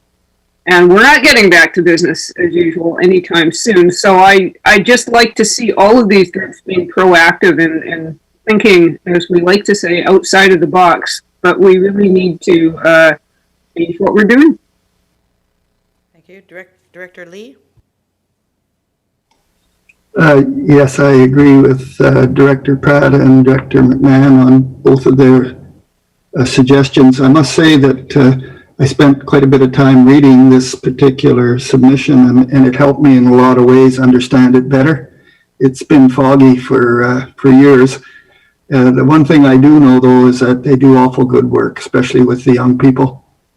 And especially over this COVID time with the school closing, and it was hard to maintain ties, at least in the Pender Harbor area. And it was a subject every time we had our COVID task force, and they did good work. They supported the kids and they were the kids' lifeline here. So I don't want to see any changes, but I definitely am interested in knowing more because they're doing good things. So thank you. Thank you. One of the questions that came up during the agenda review for today was around the service function that we're looking at investigating. And when I came to start looking at these different reports coming forward, my question to staff was, which of these requests are actually already covered off in some of the functions that we have, and which are not? And what I was told was that one of them that is not necessarily covered off in the functions that we currently have is the youth outreach worker. So that would be potentially something that funding could be explored to be added into that social service function that we are looking at. And is that something that we need to make a motion on, or is that something that staff would just take away and look at incorporating somehow? Sherry? Thank you, Chair. Yes, a motion would be helpful to have it documented. And what type of motion do you need for this then? That staff explore the addition of a community outreach worker function within the social service. Yes. Proposal, perfect. All right, Tara, did you get that? Thank you. Moved by Director Pratt, seconded by lots of people. All those in favor? Thank you. All right, any other questions on Community Social Services Society? I don't see any other hands up. Nobody in the room. Move on to item 10, Half Moon Bay Chudlitch Community School Association.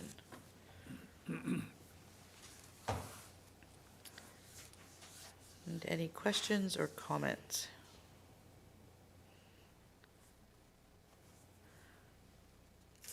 I'm not seeing any. Oh, Director Lee? No one else will talk, so I will. I was quite comfortable with everything. I'm a little surprised that the tween nights and the after-school activities are funded in so many different ways by so many different groups, depending on the geographical area. Somehow you'd think if we could just put it all together and make sure that we're all getting serviced properly, it would be simpler for us. But I did go and look at all of them and chart them out, and I don't see overlaps, so I'm still good with the way it is written. Thank you. Director Hiltz? Yeah, this idea of what's in the scope of the community services, and my understanding is our current direction on the scope of this community service feasibility is on the broader side, and I guess this is what we're sort of talking about. What's in that scope? There's as Director Lee is saying, I think there's more clarity needed in where these various bits that have been kind of added ad hoc over the year need to belong. So I'm wondering if there's a way to capture all of this, as Director Lee is talking about, in the scope of the community services function and the programs that lie within that function. So I didn't really think that this was going to be the place to talk about it. We're just dealing with the budgetary aspects at this point. But I think this is a theme that's running through, is how to frame the scope of that community service feasibility. And that seems to be what I'm hearing. Sherry, go ahead. Thank you, Chair. I think more of that will come out when we actually embark on the feasibility study. We'll have a lot of opportunity to provide some definition to the service. That will be one of the major requirements from the province as well. And I think one of the, what the question that staff answered during the agenda review, when we look at some of these bits and pieces that are going out for some of these different programs, some of them, for example, fall under recreation. So they're being funded from other pots of money, right? So it's which pieces are actually being funded accurately and appropriately and which ones aren't. And it's the ones that we've kind of shoehorned in that don't necessarily really fit that we're wanting to look at when we're looking at this other service function. Okay, any further questions or comments on this one? Director McMahon. Yes, we can call it the download function. I don't think the province would agree with that. And they have final say. Nice try.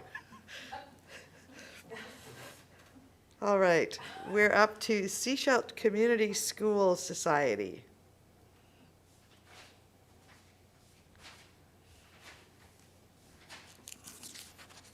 Director Ties. Yeah, I really like the way that they've realized that they have a surplus and that they're incorporating it into next year's budget. And I appreciate that honesty and the way that they've done that. And I like that that's been done that way. So thank you for that. Thank you. Director Beamish, you have your mic on. Did you want to speak? Sorry, no, apologize. Thank you. Director Pratt. Thank you. I just want to, just a general comment. I think we get incredible value from all of our community schools up and down the coast. And it really is a downloading, because when provincial funding was cut a number of years ago, and rerouted through school districts, it became a necessity for other local governments to look at, along with school districts, look at hybriding the funding for community schools. The number of community schools across the province have actually just disappeared because of the provincial funding being cut, the base amount, and many of them are cobbling together funds and grants from wherever they can to provide valuable programming, not just to vulnerable youth and families within our communities, for after-school programs, or up in the, as with the special agreement we have with Pender Harbor Community School, recreation up in that community. So this is a case of the downloading of services that I have no problem throwing back at the province. Thank you. Director Lee. Thank you, Chair. There's just a little confusion for me. On page 73, they talk about 2 staff to supervise youth center programming Monday to Friday afternoon. And then on the next page, they talk about it Wednesday to Friday.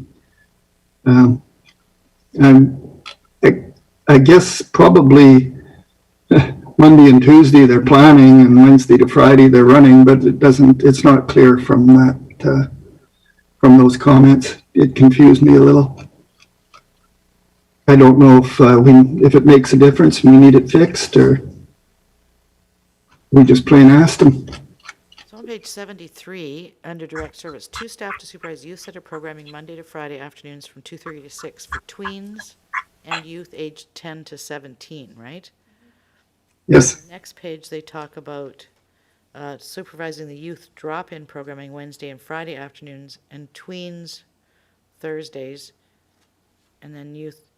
So you're looking at how do they use their staff time? You'd like a little more clarity? Yeah, I was trying to figure out what the heck are they doing Monday and Tuesday. Okay.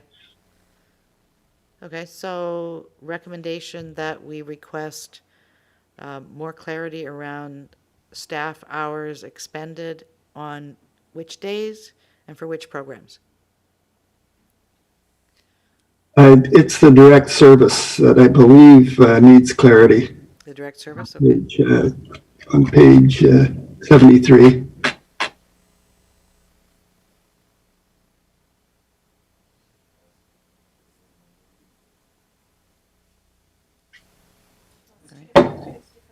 Yeah, it's different budget items, et cetera. Yeah, just a little more clarity around that is what we're looking for. Yeah. Okay, Director Lee's making that recommendation. I'll second that. I haven't seconded anything yet. Any further questions or comments on this one? All those in favor? Thank you. So next, we're up to Pender Harbor Community School.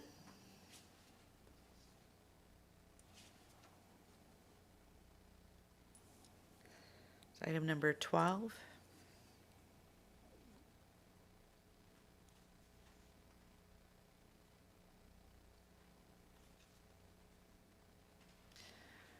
While people are looking at them, I had a question for Director Lee, because I'm not familiar with this facility.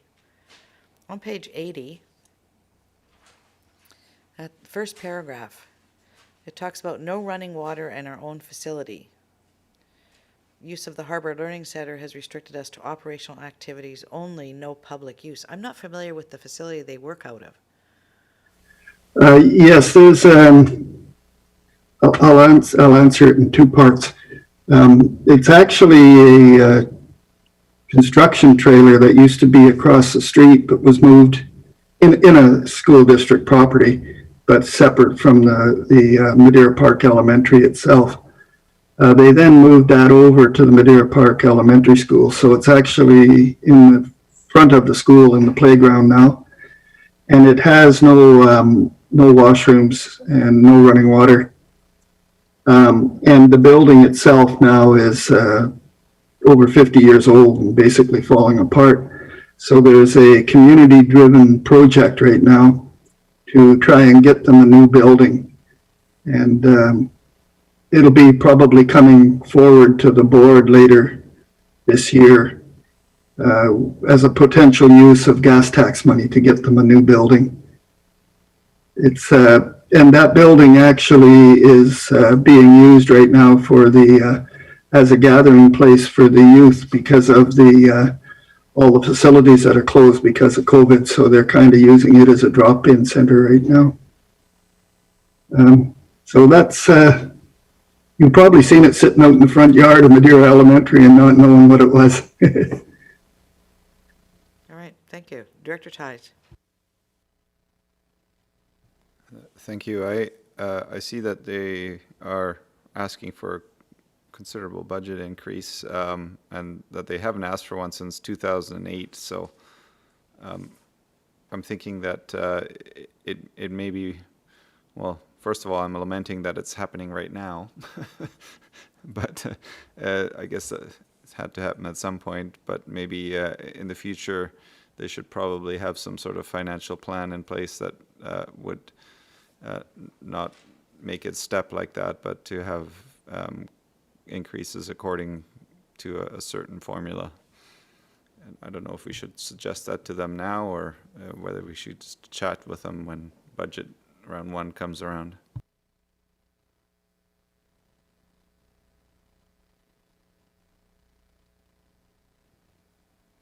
Director Lee? Thank you, Chair. Actually, if you, on page 83 at the top, it's actually a $2,000 request increase. And the problem has been is that they get quite a bit of their, typically they were getting revenue from the programs they run, the adult programs.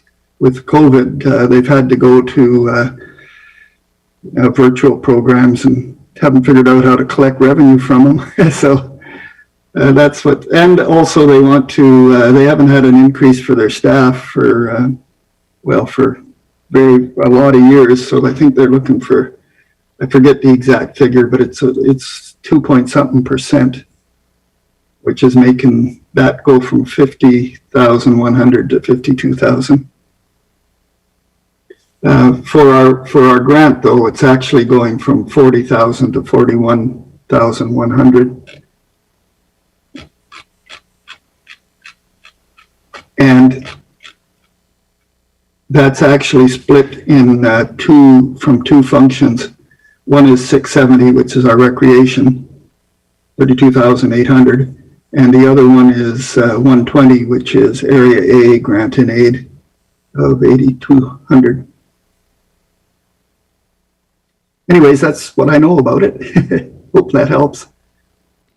Director Ties, does that address your question?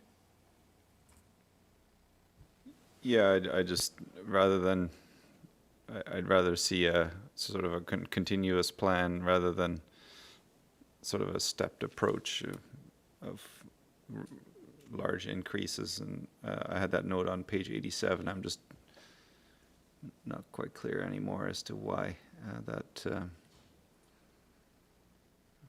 where I got that from.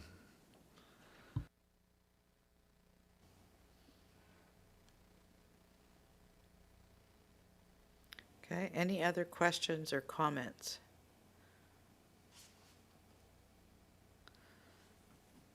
Seeing nothing further, we'll move on to Roberts Creek. And this is Roberts Creek Community School, number 13.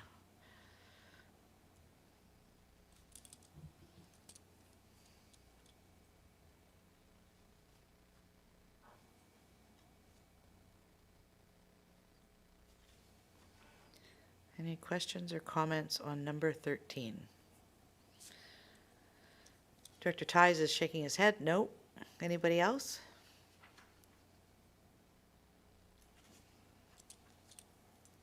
Seeing nothing, let's move on to number 14, Gibson's Community School.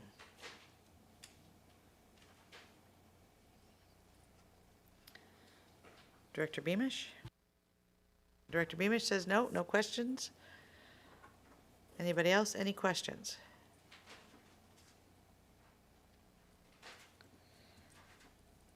Number 15, Sunshine Coast Tourism.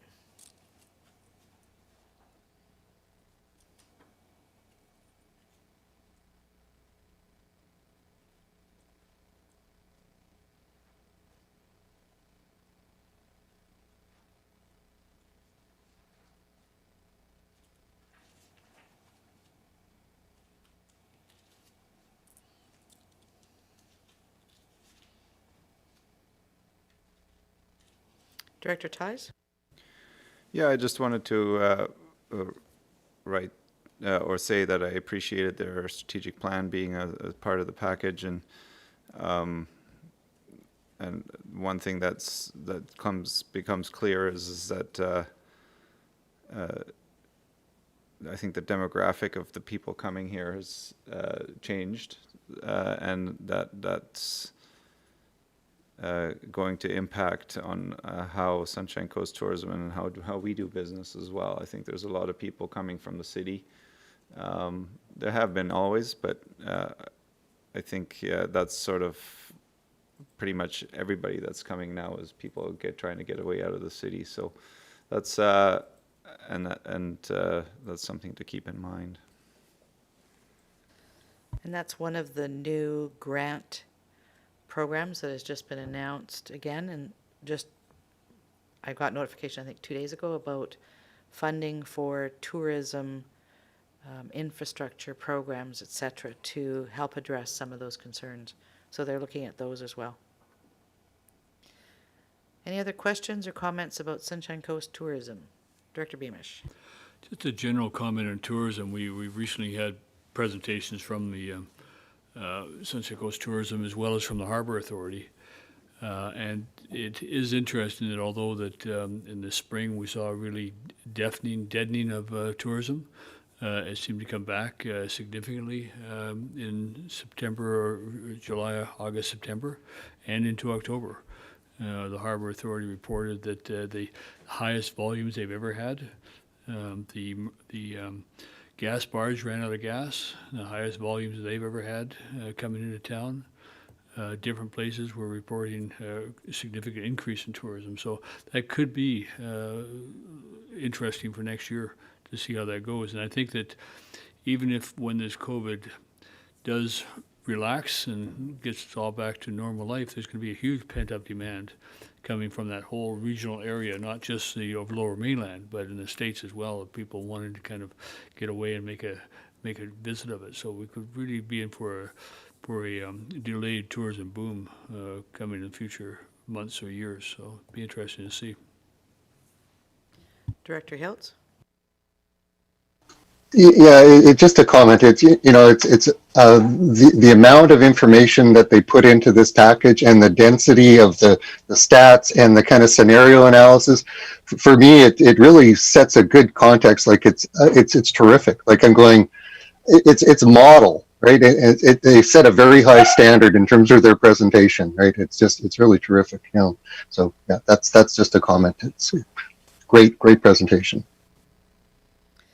And the MRDT funds that they get, that's what they use some of those funds for, is to go out and get those stats so that they can look at what to target, how to target, and provide information to us as funders. Yeah, and that's what as I'm learning more about it, going, how do we really use those stats? Like they're such a primary statistical collection of kind of our local GDP kind of, that we don't really have any numbers, right? This is as close to something like that. So it's just, yeah, awesome. Thank you. Director McMahon. One of the topics that's been out there a lot lately is over-tourism. We're actually very fortunate that we have the ferries. It came up during the Howe Sound Forum that the communities in the Squamish corridor are really struggling because they were absolutely inundated with people during COVID this summer, and they can't cope with it. They have no, especially the rural communities. It's like the parking thing, right? We can't control parking. So it will be interesting if we need to have a discussion about maybe diverting funding from encouraging people to come here to managing them when they get here. We'll see. Director Pratt? It's interesting because I'm curious to see how the numbers end up coming out at the end of this year from the tourism sector, because I've heard anecdotally that for some tourism operators this has been their best year ever once they've gotten past the initial impacts of COVID and travel restrictions or not so much travel restrictions, travel guidelines within people were starting to get comfortable in coming. We did see an incredible increase in day travelers coming up to the coast. There is definitely a need for better statistics around this for us to plan as local governments with people coming here. But really, these stats are really going to help us with future planning. Director Lee? Yes, I think in rural areas like Pender, we really did notice a tremendous increase in visitors in the later part of the year. All our parked heads were jammed with cars. The lakes, you couldn't find a place to park. They actually were abandoning cars in the middle of Highway 101. They weren't even getting to the shoulder. And I think it's probably going to be a repeat for next year unless something drastically happens. But I think once you've exposed the people to our natural beauty and the things that can be done on the outside, I suspect they're going to keep coming. That's just the way it is. So we're going to have to beef up our natural assets so that we can more effectively use them. But that's just something that an additional challenge we got now. But I think that back to the subject of Sunshine Coast tourism, in the last year and a half, I've noticed they've done some very, very innovative advertising, and they're consistent and they're still doing it. So I think it's been a pretty good investment for us. All right, any other questions or comments? Seeing none, we'll move on to Pender Harbor Chamber of Commerce. And attachment 16. Director Lee. It's basically business as usual for them in their request, but I think page 149 where it actually is summed up, so you can actually see exactly what went on in 2020. And you'll see that they actually have a surplus of 7,600 there. And you can see where it came from. So they overspent on economic development, underspent on a few things, and overspent on the visitor information booth because they were doing it remotely, answering questions. I believe that they should retain that profit as a buffer, because for the previous 5 years, which aren't shown here, they actually had depleted their bank account because they were running at a deficit. So this is about, I think, all we would want them to have as a reserve. But because they're keeping the washrooms open in Madeira, and whether the housing is going to continue to pay for it, I think they're going to need that as their fallback for 2021. So I'm quite comfortable with their request. Thank you. Director Toth? Thank you. Yeah, I was just going to highlight on the bottom of page 131 in their washroom budget for 2021, they expect to receive $2,000 in local merchant donations, and looking at the year to date for this year, that's zero. And I don't think it's unreasonable to assume that for 2021 it's not also going to be zero. So I thank you, Director Lee, for bringing that surplus to my attention, because I missed it when I read through. So I think that surplus is going to end up subsidizing some of these operations that just the numbers are a little optimistic.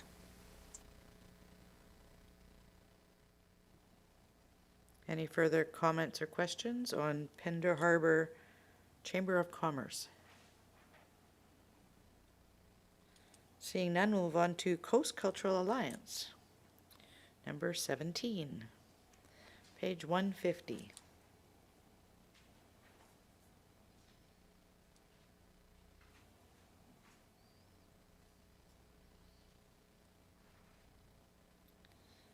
Any questions or comments?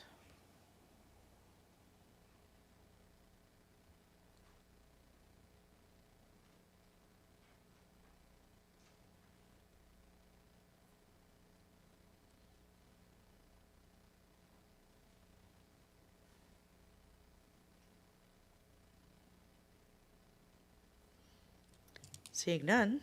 Oh, there is one. Okay, Director Pratt, just under the wire. Oh, okay, sorry. It's just a general comment, I think, not specific to Coast Cultural Alliance, but I just wanted to say how much I've appreciated reading through the impact of COVID-19 on all of the businesses in the forecasts, just to help give us that larger coast perspective. And I've just really appreciated having all of that too.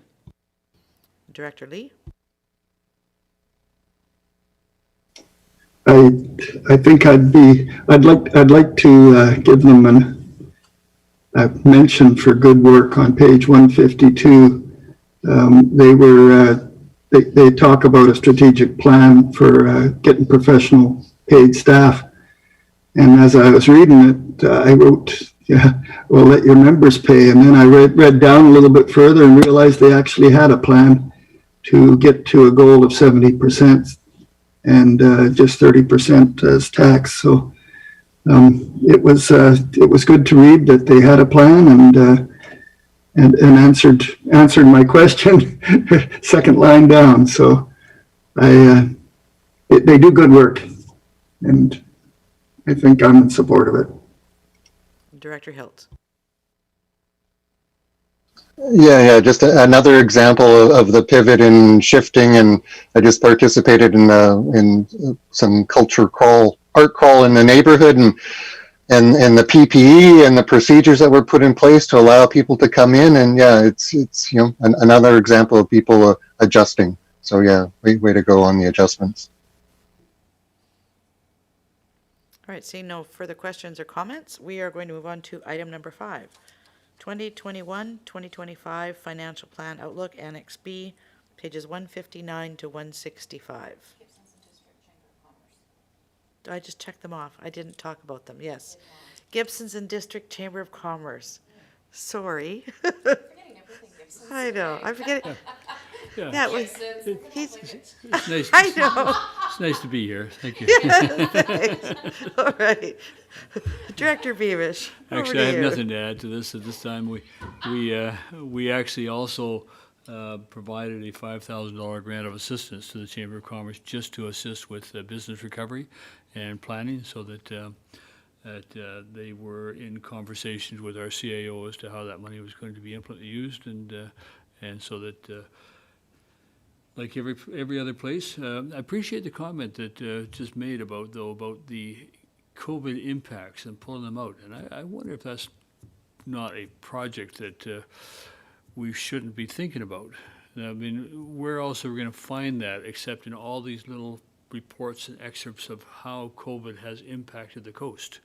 There's no kind of, it could be pulled together by going through all these different reports and saying, here's some examples, and doing kind of a COVID analysis on the Sunshine Coast.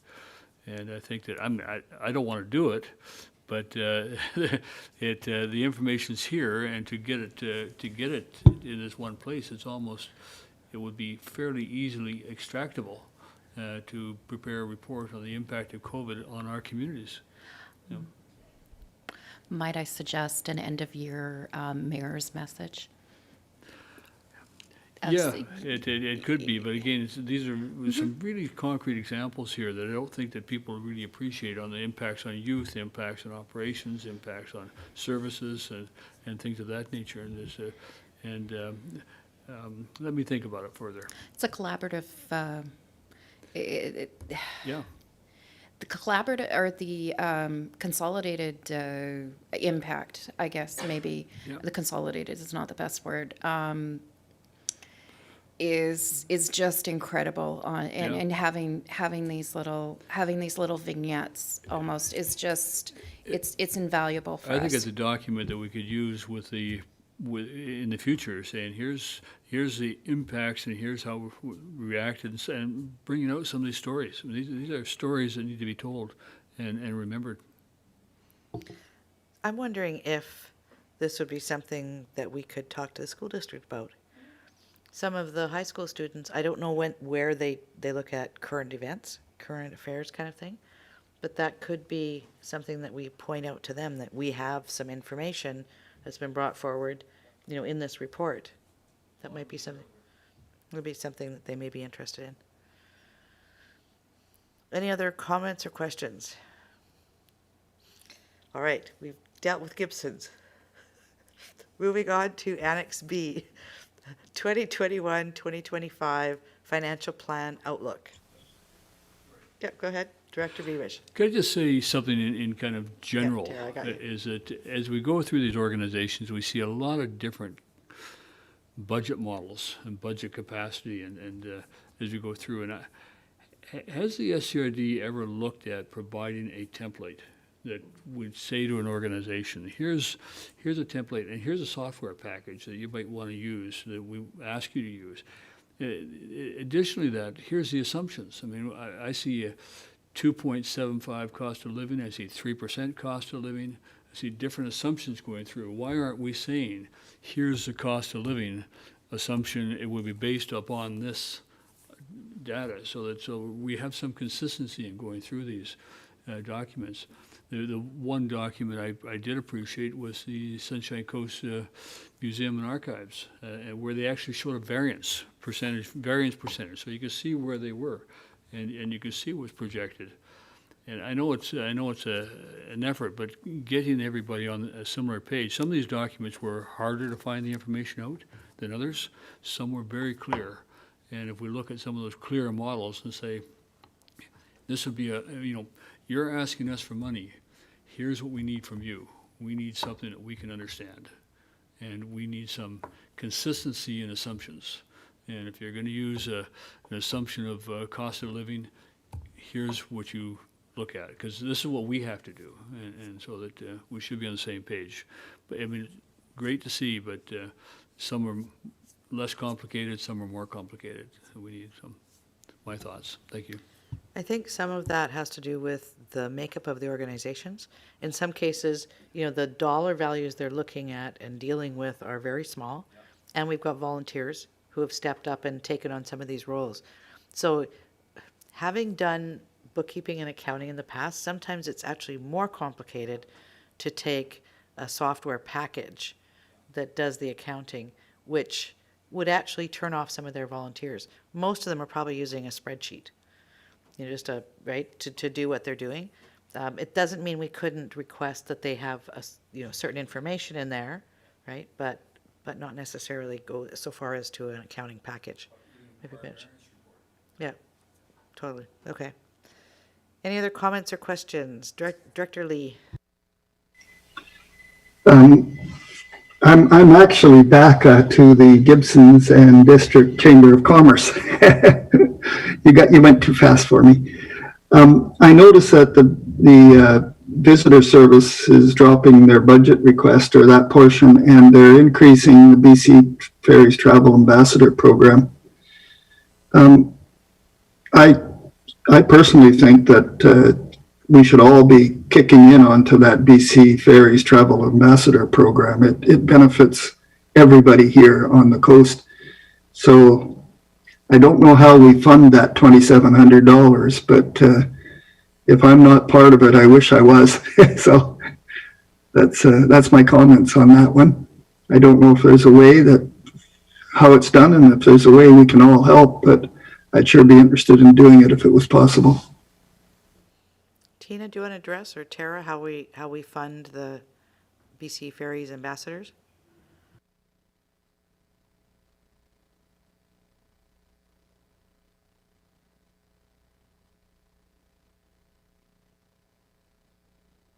Tara? Typically, for the economic development for Gibson's Chamber has been funded through areas E and F. It's at the option when it comes time to deciding who's going to put what funding for which areas of Gibson's to make the decision. It may have been the case that last year, I think in this one, if I can recall, that other areas did fund certain parts of the Gibson's Chamber. So it did happen last year, and you'll be receiving a spreadsheet at round one that tells you who funded what areas, so you can see what was last year and then what you would like to do this year. Thank you. Okay, and Tara, you had something else to bring forward? Yes, thank you, Chair. With all these community partners and stakeholders that you've not said any comments on, would you like a recommendation that says that they be received and moved to the round one budget? Directors? See, so it looks like somebody moved that. Director McMahon moved that, and Director Toth seconded it. All right, any further comments or questions? All those in favor? Thank you. Thank you, Tara.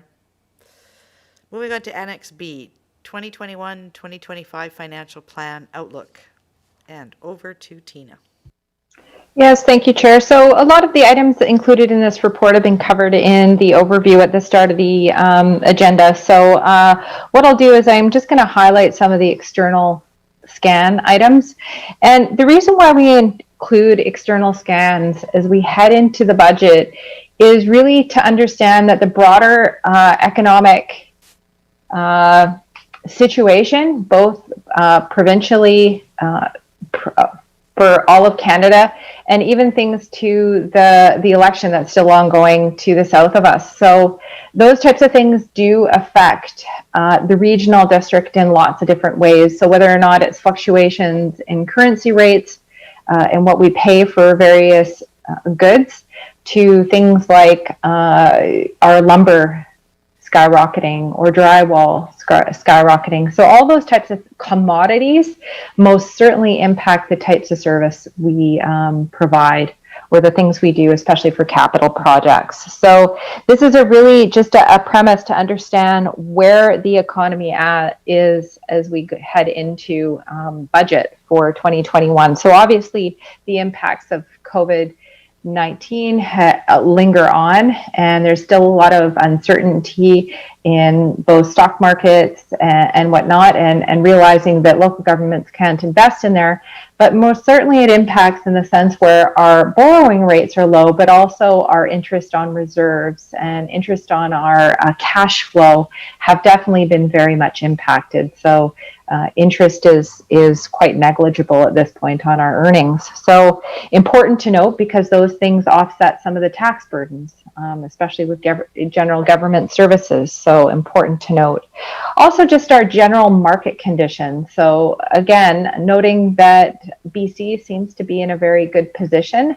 However, the tourism sector and hospitality sector is one of our biggest GDP factors in the province, and I would say even for the Sunshine Coast, we've already highlighted with some of our economic development areas, we've seen an increase in activity. So maybe that's been a positive outcome for the Sunshine Coast, but we also see where some businesses are changing the way that they do business. So just highlighting how that impacts our greater tax base, and knowing that our tax base is generally residential in nature. And so our market industry, as far as the housing market and real estate market, has been relatively, what I would say, hot. So a lot of activity going on, a lot of interest on the Sunshine Coast. So what does that mean? Are there new housing starts? We know that there's a lot of things on various local governments' books for starts. And so what that means is, will we see a change as it relates to non-market growth? So we haven't received that data. We should receive it in a couple weeks from BC Assessment. And so we'll bring that forward as far as what the BC Assessment impacts have.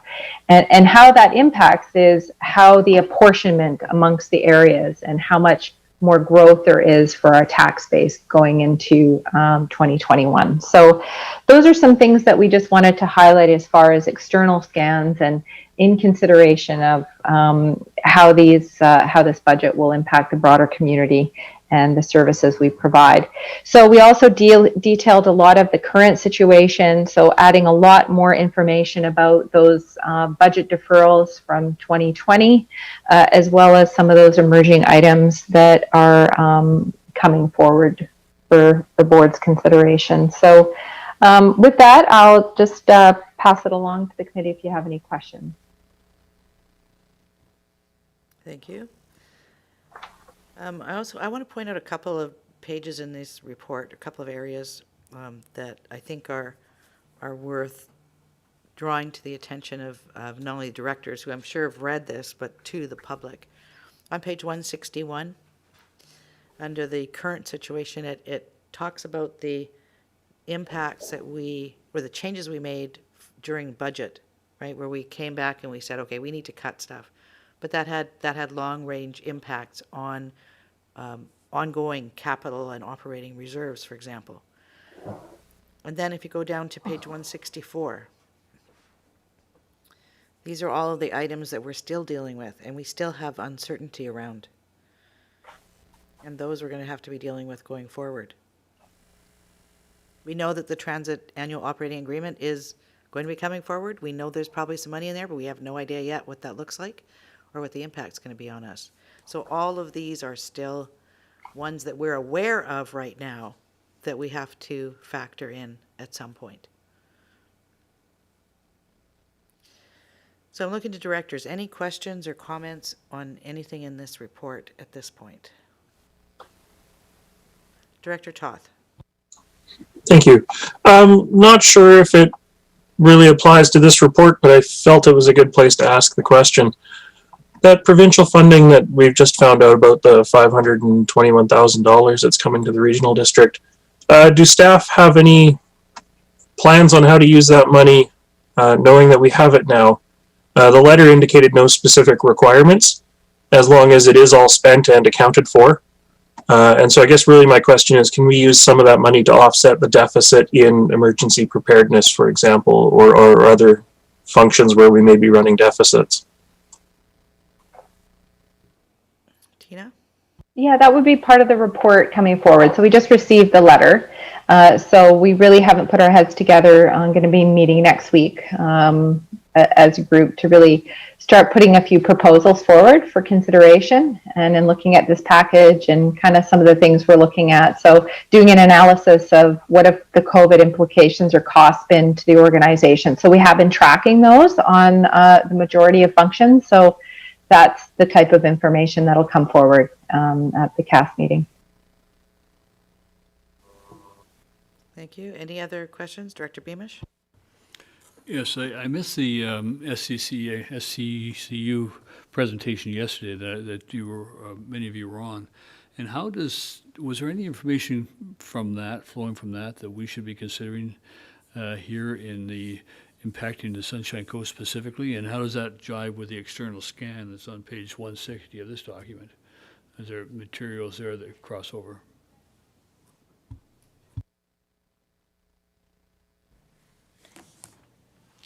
If that's okay. So a couple of things, and our CFO did, when she was speaking, has indicated, for example, the housing market. It has, and I know this from personal experience, it's gone insane over the last few months as we've seen an exodus from the Lower Mainland and just the housing sales here have just been incredible. The inventory is not keeping up with the demand right now. It's completely a seller's market. Housing starts, though, on the other hand, have not kept up with the demand. What's interesting is, and I will say that the economist did contradict himself because the statistics he figured from 2019 would be that we would not see the population growth. He expected 0, but the housing, the COVID-19 implications here on the Sunshine Coast with the housing and the sales have just not shown that. We're seeing a lot of people, and it's a combination of people looking for more space, looking as investment opportunities, anticipating a second wave. And the Lower Mainland is seeing an increase in sales in detached housing and a real drop-off in condominium sales. So whereas here on the coast, everything is getting snatched up. So it's not uncommon to have multiple offers on properties. And I think that, using my crystal ball, I think we're going to continue to see that for a while yet. Almost, I know realtors who have been in the business 30, 40 years, and this has been their strongest year ever. They've had, like July, August, it's just been their strongest. So there were some pieces of that with the, and then the other, it's the credit union presentation is available on their website. They were. Okay, perfect. Chair Seegers will send it out to us, but they do have it. They did record it, so it's well worth watching. The increase in e-commerce, not just from outside of the coast, but also with coast businesses increasing their e-commerce opportunities as well as doing at-home deliveries. So we've seen it's interesting. Things have changed.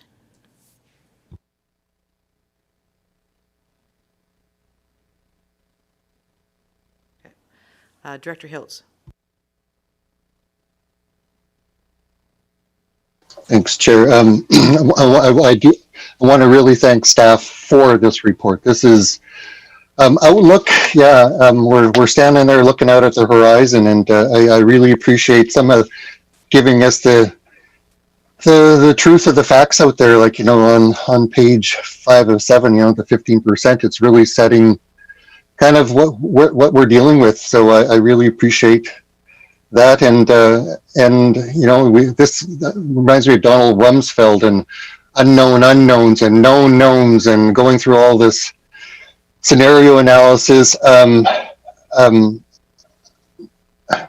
There's a lot to decide, and it's an excellent report that really does summarize where we are. So I guess I'm also feeling more understanding of the budget process, that it really truly is an iterative year-round process, that we keep a little bit more known, a little bit more known, a little bit more known, and we make a decision. And, you know, I'm just thinking back to last March, and, yeah, we know a lot more, but there's still a lot of unknowns. So yeah, just, and I know, Tina, it's more than just you, and you know, this is a big effort, this report. So I'm not sure how many people are involved in creating this document, but yeah, lots and lots. So yeah, really, thank you.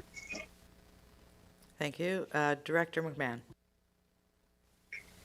Yeah, I think anecdotally we're aware that a lot of people are moving here or, you know, accelerating their retirement plans to come here and live full time. And that's going to put a pressure on services. Some businesses are doing really well out of this, like the hot tub industry is booming. Others are really struggling, particularly those that need to hire help. And I'm sure we've all seen the help wanted signs on a lot of doors out there. I was just wondering if GM Hall wanted to say anything about how this situation is putting stress on the planning department. GM Hall. Thank you, Chair. I would say that the combination of higher demands, new demands, the loss of some efficiency from having to make services remote or virtual, or just the loss of efficiency from not having teams in the same space, and the loss of momentum that comes from that it's probably affected all SCRD services. The planning department and our building department have maintained services consistently through 2020, but we are seeing lead times for our services push out to some of the highest that they have ever been. But staff are continuing to come up with creative ways and do our best to communicate with clients and customers so that everyone at least can receive predictable service, even if it's not as quite as quick as as anyone, including staff, would have liked. And of course, a focus on working as a team, mental health, and quality service to the community is universal across the organization. Thanks. Thank you. Director Pratt. Thank you. So Director McMahon brought up an interesting point with the help wanted signs. And this is something that we're going to, I believe, continue to see within our workforce as we have this encouragement now to not tough it out if you have the sniffles, to stay home from work. And there's some businesses that you just can't simply stay home from work. If you're a cashier at a grocery store, you know, if you have the sniffles and the mandate is you don't go to work, then your employer has to have a breadth of staff to call from. And you know, there are only so many people, and this is something that is going to need, you know, are we going to need to look at going forward, not just within local government, but within our community, of having these larger staff pools that we can call from in case of illness or in case of an outbreak, because there are a number of services that still need to continue. And there are things that need to be done in person that can't necessarily be done remotely. So it's going to be this new normal for however long it lasts, and it may continue, is is just, you know, as we look forward, the human component, and not just the physical health. And as GM Hall said, you know, really looking after the mental health, and Senior Manager Parker really, you know, stressed that earlier, the mental health aspect and how that's going to affect our physical health too. Just going forward, you know, there's even coming into the room here, I think it was just last week, maybe 2 weeks ago, and again today, there's a certain level of anxiety. It's so great to be around people, but it's also like, yeah, don't get too close into my bubble because I don't want to catch anything from you. And, you know, that there's a certain level of comfort in being at home in your own home office and not having to worry about germs. So it's an interesting dynamic going forward, and looking at how many additional humans we're going to need to have within our pools in order to facilitate just general services. Thank you. Director Toth. Thank you. I have a little thing that I sort of want to identify as part of this forward outlook, and then I have a question for either our CAO or Manager Parker. So, you know, looking back, the SCRD portion of my tax bill was $187 last year. If that has to go up $20 or $30 through this process this year, that's not a big deal. But the sound of a 15% increase comes across as quite horrific. I know we talked about increases last year in terms of dollars instead of percentages. I think we're going to have to try and keep continuing that conversation, and hope that the media chooses to report, you know, reasonableness over sensationalism. So my question for CAO McKinley or Mr. Parker, when does our communications manager start? I know it's at, I don't know the exact date. It's at the end of this month. And there are a lot of expectations being placed on the shoulders of our yet to arrive communications and engagement manager, but certainly helping us craft those types of messages to facilitate those types of conversations will be high on the list. I also note that we haven't managed to scare him off with the warm welcome he's receiving on some of the public message boards out there on the Sunshine Coast. So it's good that he's got a thick skin, and we're really looking forward to having Aidan join us. He's worked for the RCMP. I'm sure he can manage it. Hopefully he's got a big pile on his desk when he gets here. I'm just going to address Director Toth's question there. I'll come back to you, Mr. Parker. Earlier, we talked about a 14% increase for organics, which is, if you actually run the numbers, that's $21.59 a year, or $1.80 a month for organics collection. So 14% sounds horrific. $1.80 a month, or, you know, $21 a year, doesn't sound so scary when you look at the impact on our landfill, for example, right? So it's how do we craft those messages? Totally get that. Next on our list, Director McMahon. Sorry, Okay. I promised Mr. Parker. Sorry, Director McMahon. Mr. Parker, over to you. Thank you, Chair. I was just going to add that my understanding is Mr. Buckley will be here on November 23rd. Thank you. Before the end of the month. All right, Director McMahon. I just wanted to mention that in our strategic plan review, we identified the social equity lens as a priority going forward. There's been a lot of conversation in the community about No One Left Behind, about Black Lives Matter, all those kind of things. And the COVID has certainly brought this to the forefront because the impacts have been very uneven. And so people who have already been disadvantaged have been impacted more by COVID. That came up in the credit union presentation, was that people who make $20 an hour or less have been disproportionately affected by COVID, whereas people who make high incomes have hardly had any impact. So when we're having our budget discussions, I would like to think through that social equity lens as much as we can. I suspect that we don't have the data that we need to make some of these decisions. But we have an opportunity.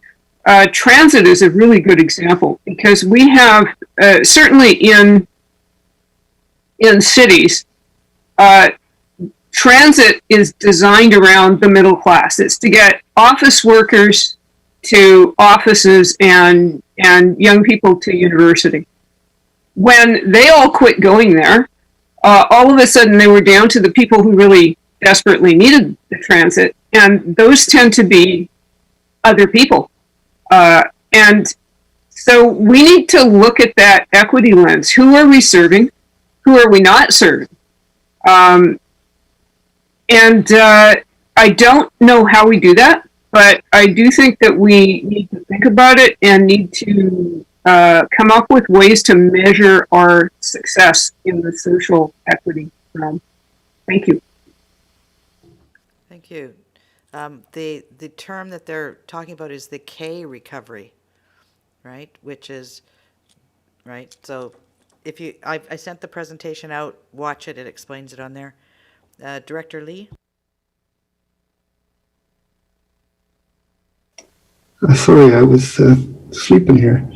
No, actually, I was listening. That equity lens is a mind twister, and I agree with everything Donna said. But how we handle that, I don't know. I was back to the report and thinking about the some of these percentage increases here that North Pender is facing, South Pender is facing. Area A as a whole is facing. And I think we as a whole faces 15% is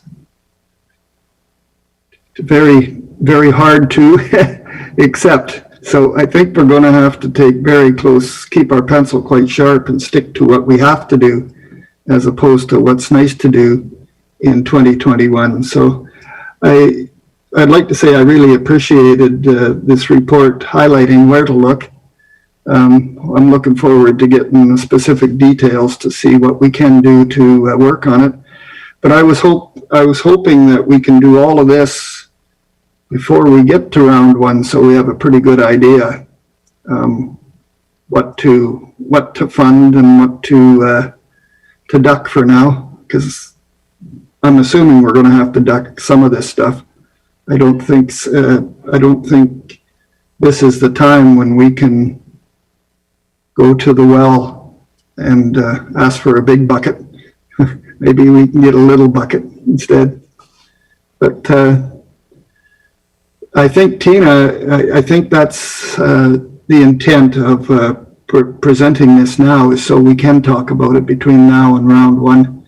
I'd like to know if that is what we're looking at here. Tina, did you want to answer that, or do you want me to wade in? You can start. I can add some comments because I know, staff have done some of the calculations. I mean, as a regional district, even in Area A, we probably have over a dozen different combinations of taxation. So we provide most of this in the tax by area analysis. So we could present some options or layer some in on the average residential. But again, these are very early days, meaning we don't have assessment values. It'll all be based on last year's value. But we did do a sensitivity analysis, and I hear some of the comments with some of the member municipalities. But again, in some of the rural areas, it's several $100s. And again, the 15% is only for the property tax. And so what we're trying to highlight here is, okay, sometimes what we do is we focus on that property tax, the ad valorem as we call it, but there's also the user fee and the parcel tax at the bottom of the bill for, say, regional water or north or south. There's also for the wastewater and the refuse. So we want to make sure we're trying to be a little more holistic in how we're presenting, because these were some of the feedback that we received last year and the thousands of feedback phone calls and whatnot. So we hear you, we are, and that's part of those next steps that we added is how do we package this together for people as we move forward so it's understandable, because we're not intentionally trying to make this difficult, but a regional district really is not as straightforward as a municipality in the sense where we're just one bucket or 2 or 3 buckets. We have dozens and dozens and over 100 different services depending on what you participate in. So we're trying. If anyone has any more simple suggestions, and we are looking forward to working with Aidan on this, but it's something we all struggle with in regional districts. And so what we try to do is focus on the specific area. And then to answer your Thank you. question, You're making me feel better.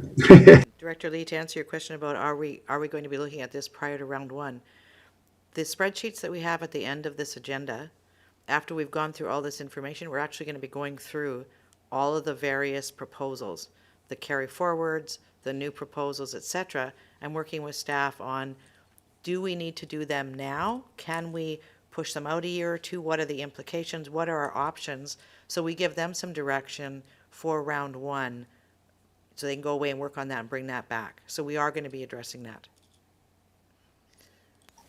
Thank you. Okay, Director Hiltz.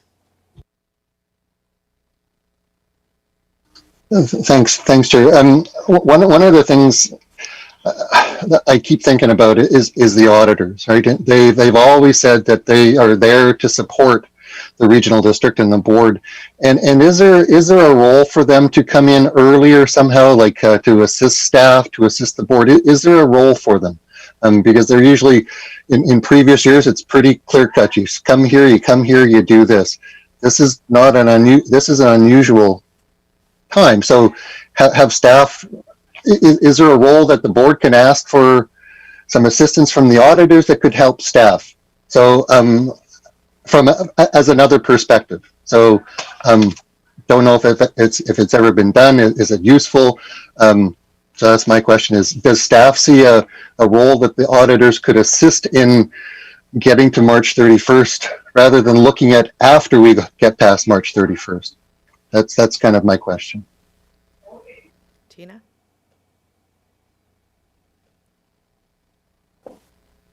So the role of the auditors is to perform a financial audit. They're not there to perform the service of a performance audit, such that the Auditor General of local governments have been doing throughout the province. It doesn't mean that we haven't had them engage in certain types of different activities, and those have been driven by the board's request. And so, again, we're going to be heading into our 2020 audit. So the audit planning letter is actually going to be on the November 22nd Corporate and Administrative Services. So if the board wanted to look at something specific, I'll give you some examples. They've looked at, how we fund some of our services. So some of the community partners and stakeholders, and they made some recommendations out of that.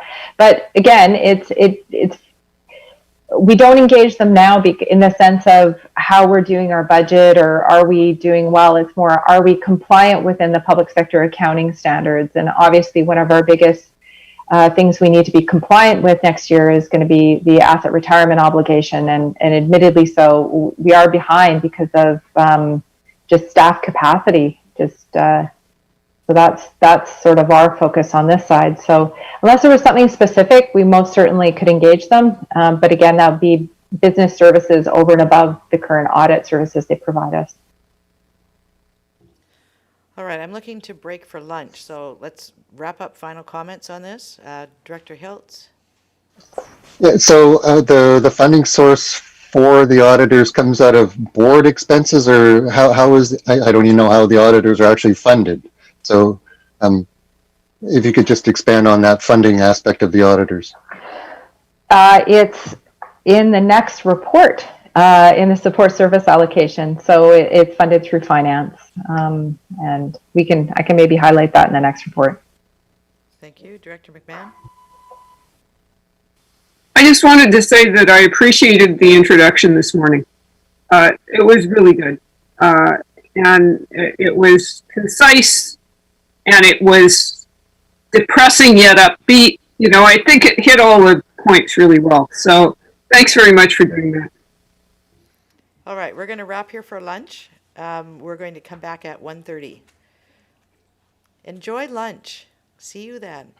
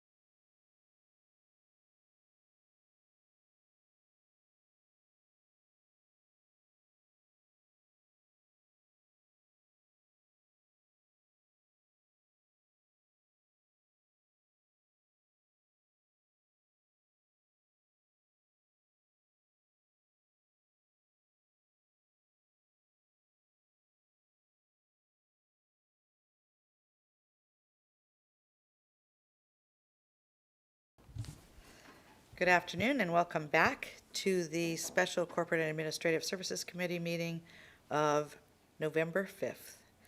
And we are starting up with Annex C, Annual Support Service Allocation Policy Review. And I believe this will be over to Tina. Yes, thank you, Chair. So we present the annual support service allocation policy every year, and that's per the policy. And it's generally presented prior to the budget deliberations, as this does impact all the functions of the regional district. So included in the policy here is just a little recap as to what the amendments were last year, which was the addition of Mason Road to allocate common costs at that particular facility as part of support service allocation.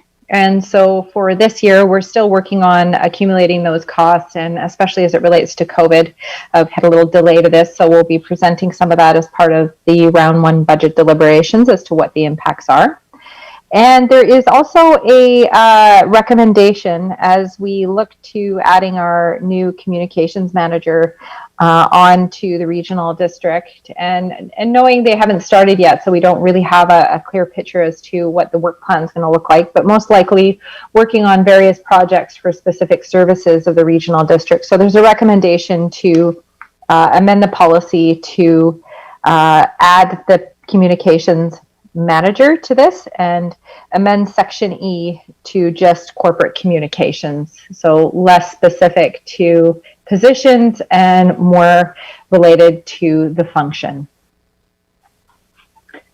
So we also have a draft of the recommended policy changes with preliminary, and excuse the very small numbers, but preliminary numbers as it relates to 2021 support service allocation for each function. So take any questions if there are any. Director McMahon? Yeah, I climbed through the spreadsheet and looked at a few of the different allocations, and they all seem to make sense to me. But I note that the Gibson's Library paid about $47,000 last year in support services. Does the Seashell Library get charged? And if so, where do we see that? So that would be in each of the specific library services, the SCRD library services that pay into support service. So it would be the Half Moon Bay Library Service, Roberts Creek Library Service, and the Area A Library Service. So that's indirectly how that would be recovered. Thank you. Any other questions? Director Hiltz. Yes, CFO was going to talk about the board audit and where that comes out of the allocation. It comes out of finance. So most of the audit charges come through. So the general audit for the corporation come out of the finance. So financial services there. And then the specific audit for Hillside, that is just paid by Hillside, and that's a condition of the lease, the head lease with the province. And so that's not allocated in the support service allocation. So that would be included. So I guess the best section would be section H of the policy on page 171, so financial services. And so in the spreadsheet, that would be included in the $783,000 in finance for the overall budget. Sorry, Tina, could you point out where that is? Like what page you're looking at for that? So page 174, attachment B.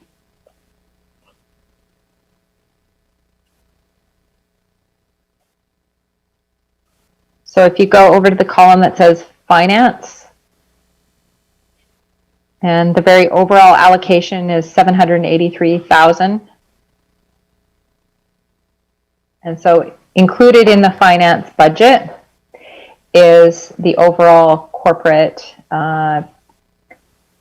audit fees.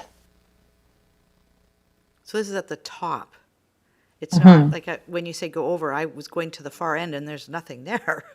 So- Oh, no, it's not a specific line item. It's built within the budget. Right, it's at the top, 783,517, and then the overall allocation has 15% with net recovery. Okay, cool. Right.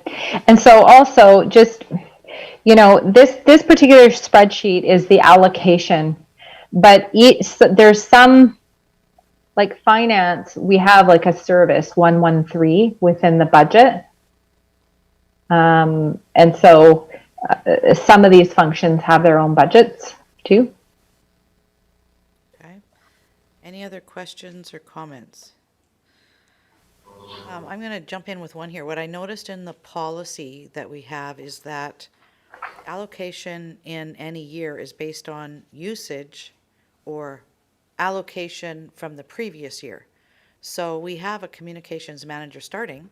We don't have any previous history to be able to allocate the salary or whatever for that person. How do we anticipate working with that for 2021? So for that particular position, it was actually proposed to be funded through taxation through general government.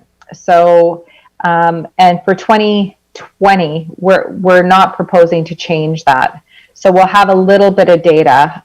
In 2021, we may have to just do an adjustment for round one and do an estimate once we kind of have a draft work plan. So we'll transition to it. Okay, thank you. Any other questions or comments about Annex C or any of the spreadsheets? All right, seeing none. Isn't it nice that we've actually been through this a couple of times now? We sort of kind of understand some of this. Tina? Yeah, Chair, just a comment on page 166. We just have a recommendation to receive the annual support service review. So we do need to make a motion as per page 167, that section E, communications officer be amended to corporate communications.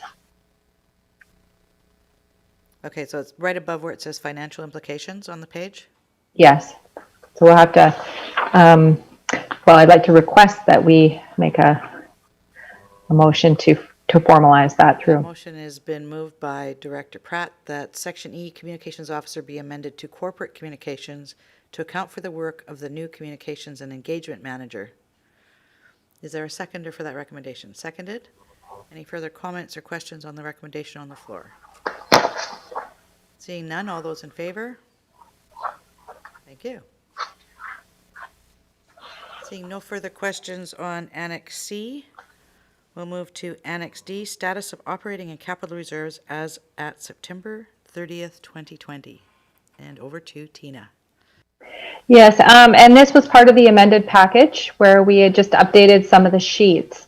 And what we did add, especially for tomorrow's budget deliberations, is a column on page 180, which includes the uncommitted reserves. So I think that'll be helpful in going forward as proposals are requesting some reserve budgets.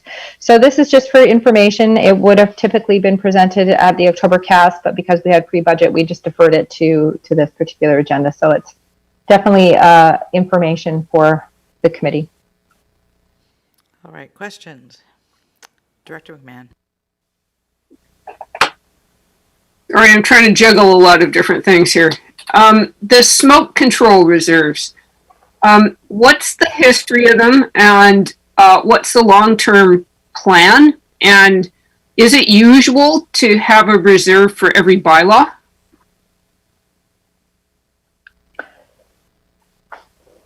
So smoke control, when those functions were first established, there was an estimate of staff time required. So they generated surpluses is the bottom line.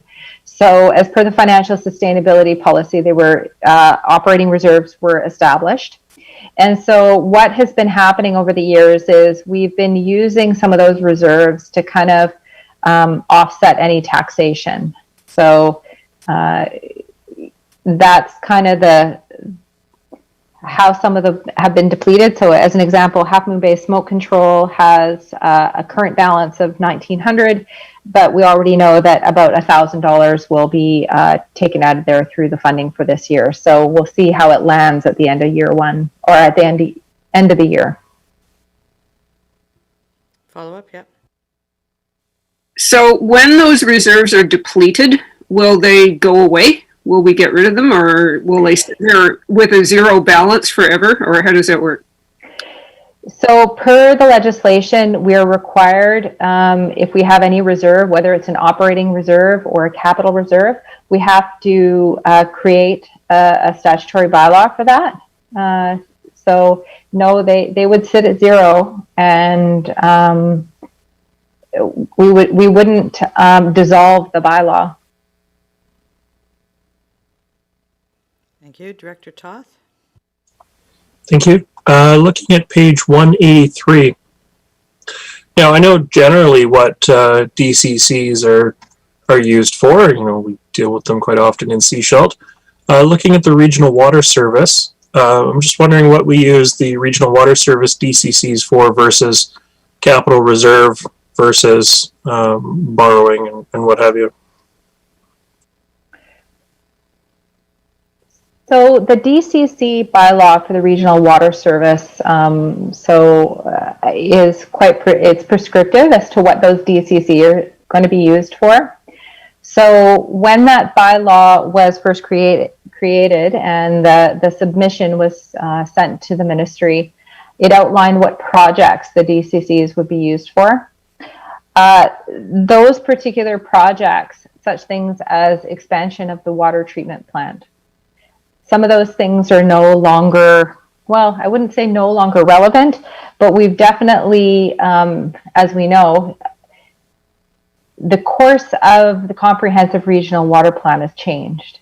And so I think, you know, as many of the projects that are outlined in this big package is to review our water plans. And so I would imagine that once those water plans are established, the next step would be to revisit our DCC bylaw. And so that's why there's nothing in this package per se that it could potentially, there might be one example would be the reservoir. That might be an option, but again, we might have to consult with the ministry.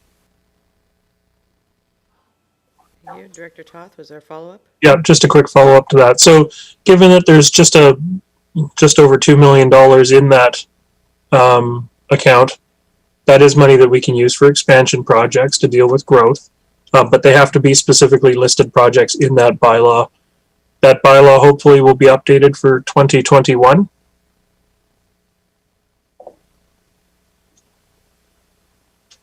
Just thinking it'd be really nice to spend some of that money on wells or something instead of borrowing it.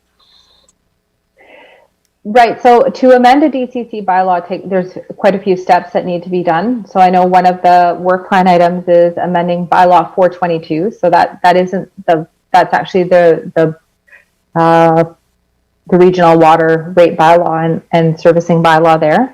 So I mean, I don't know if Remco is here. I can't see everybody here, but I would not say that 2021 would be the year that we could do that, because there would be a significant amount of consultation, and I think the pre-work would need to be done prior to consultation. So I don't know if he has any comments about timelines, but I can add to that. Thank you, Tina.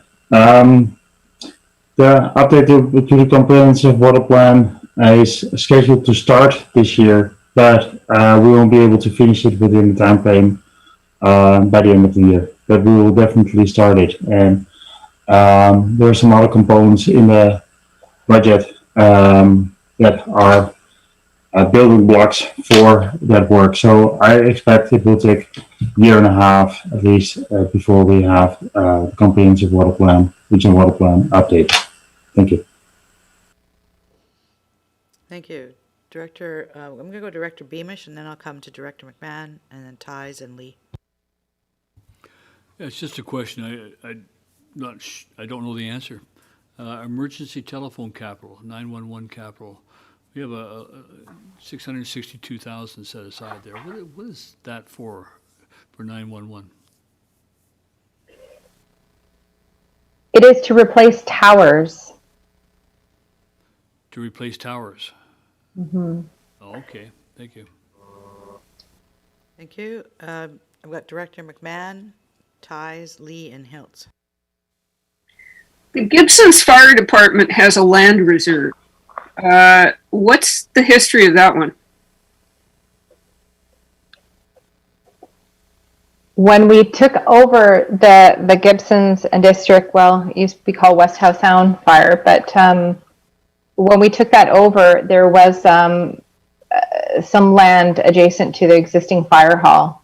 So I would have to dig that file out to give all the history, but that's what that's for. Thank you. Director Ties? Thank you, Chair. So I like this, this chart here, but really, ultimately, what's missing here is the context. Because, for example, Roberts Creek smoke control doesn't have a lot of assets associated with it, whereas, for example, the regional water system has millions and millions of assets associated with it. And so I find it hard to contextualize the size of the reserve to the amount of assets that are actually associated with that service.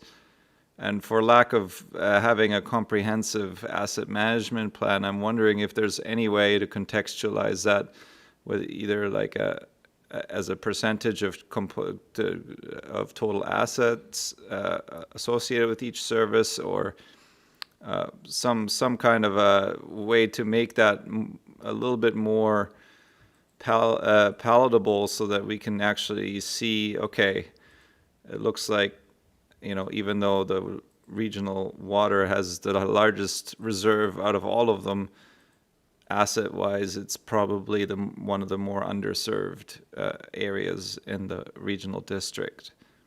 So just wondering if there's any way to contextualize that. Tina? So more certainly that is the work of the asset management plan. So our most recent example of those types of analysis, and then tying back to what the reserve rates are for the wastewater services. So incorporating some of that work into this particular plan, that staff could explore that.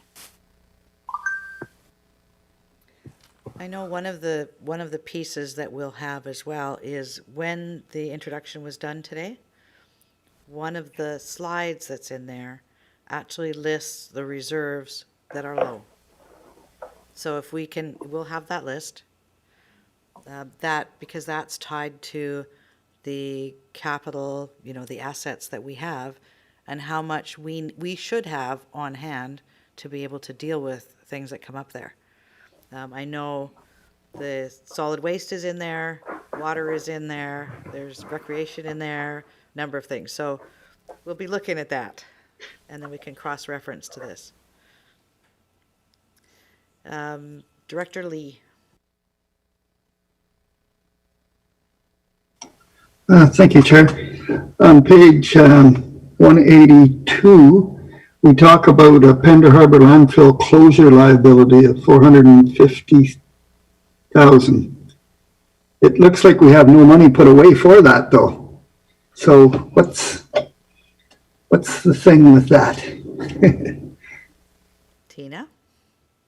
So part of this particular analysis here is tied back to the landfill closure and post-closure liabilities.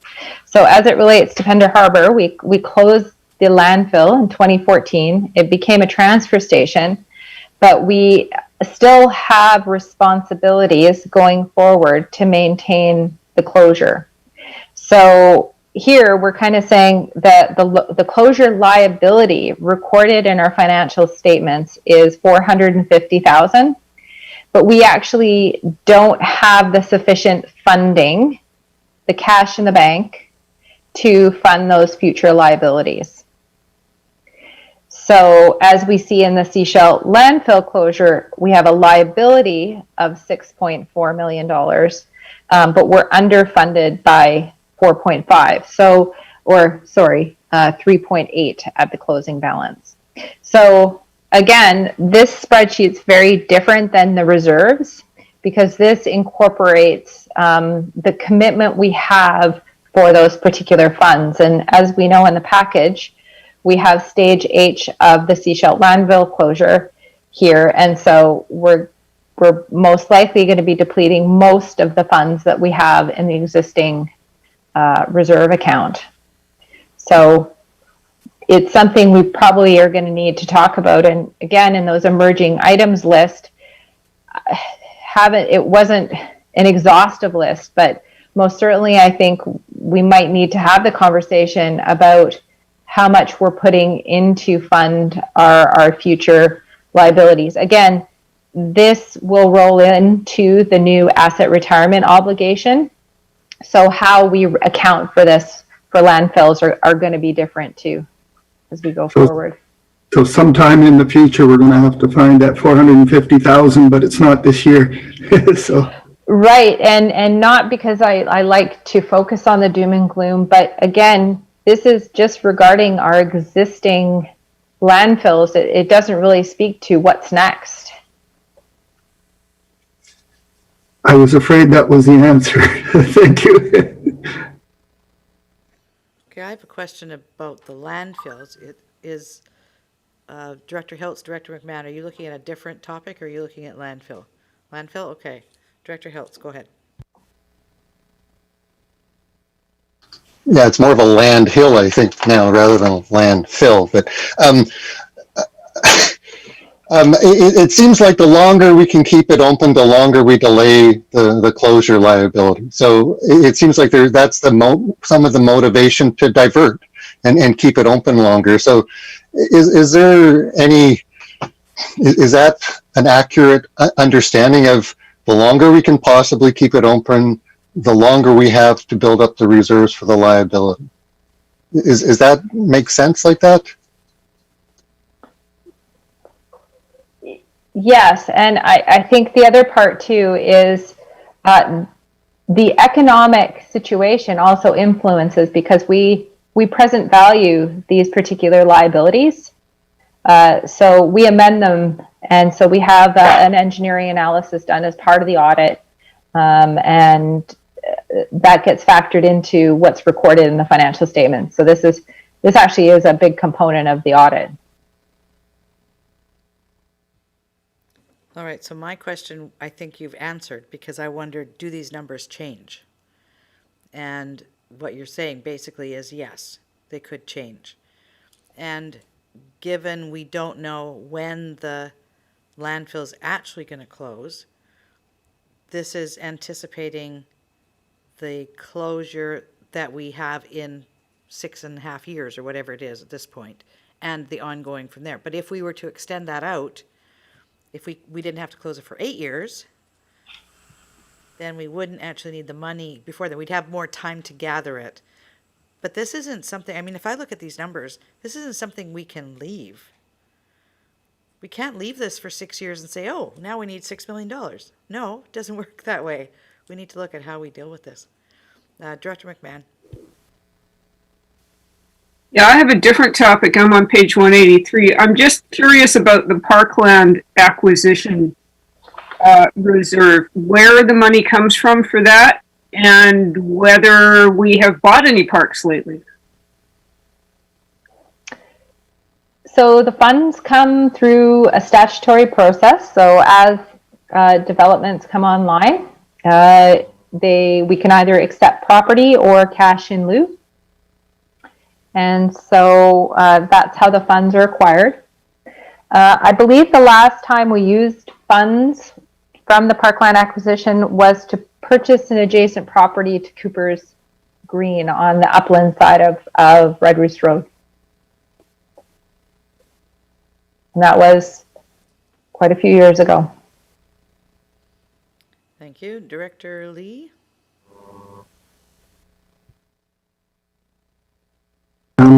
I have two questions, but I think one of them's been answered, but I'll just check.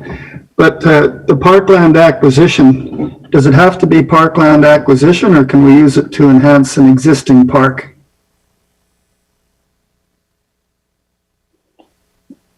It depends what the enhancement of the existing park, but most, it's quite legislatively very stringent, and it's mostly to expand park services. So say you wanted to do improvements to an existing park, no, that's not what this is for. But, well, I'll just tell you what I was thinking about, and that is like in Dan Bosch, we need a bigger parking lot, and we need another place for people to sit on the beach further down. We couldn't use that money for that. Or could we use the money for that? Were you going to buy more property to accomplish that? No. Yeah, so the answer is no. Okay. And then the development cost charges, I see there's pretty good money in South Pender, but we can't use that to offset any of our taxes this year. I think you answered that. It would take a change to a bylaw to do that, right? I mean, I'll have a look, but I don't believe there was anything in there that kind of matched what the DCC bylaw outlined as what was expected for those particular funds, but we'll have a second look. Thank you. Thank you. Any further questions or comments on this report? Director Hiltz and then Director Toth. Yes, I'd like to just follow up on the parkland acquisition. So the purchase of land, is that on a case-by-case basis, or is there a policy about what guides the acquisition of the parkland, I guess is the question. The two documents that I would say that we have, which would be the park master plan that was created, several years ago. We're actually, I still think we have a debt servicing for that. And the Parks and Recreation master plan would be the two documents, but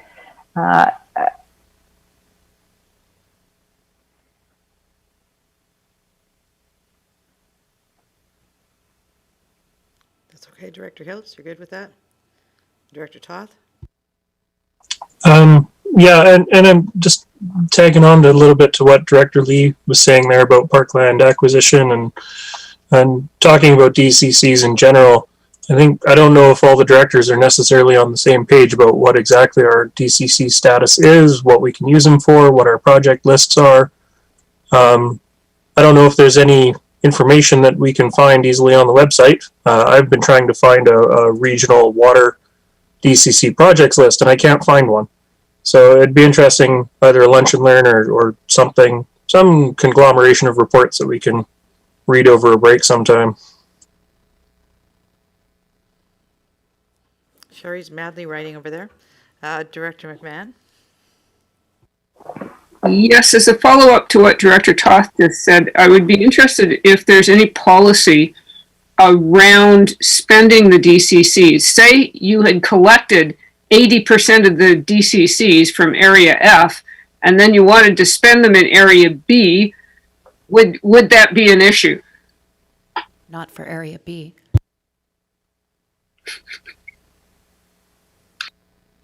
I think we'll look to Tina for the definitive answer. Well, there's no policy, but I think the DCC bylaw and everything that was submitted, so part of that process is very legislative. So I think when we give you some more information on that, I think it'll be helpful. The parkland acquisition, I think, is a little,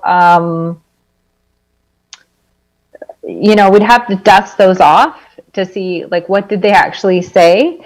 But there isn't a policy about how you would do that. And even there has been discussions in the past to say, look, should we be looking at our parks inventory and those particular properties that we have And I know that, there are some other jurisdictions who've done that. They've actually sold some of their properties that are, maybe the focus is more, let's focus on some of the key parks, and,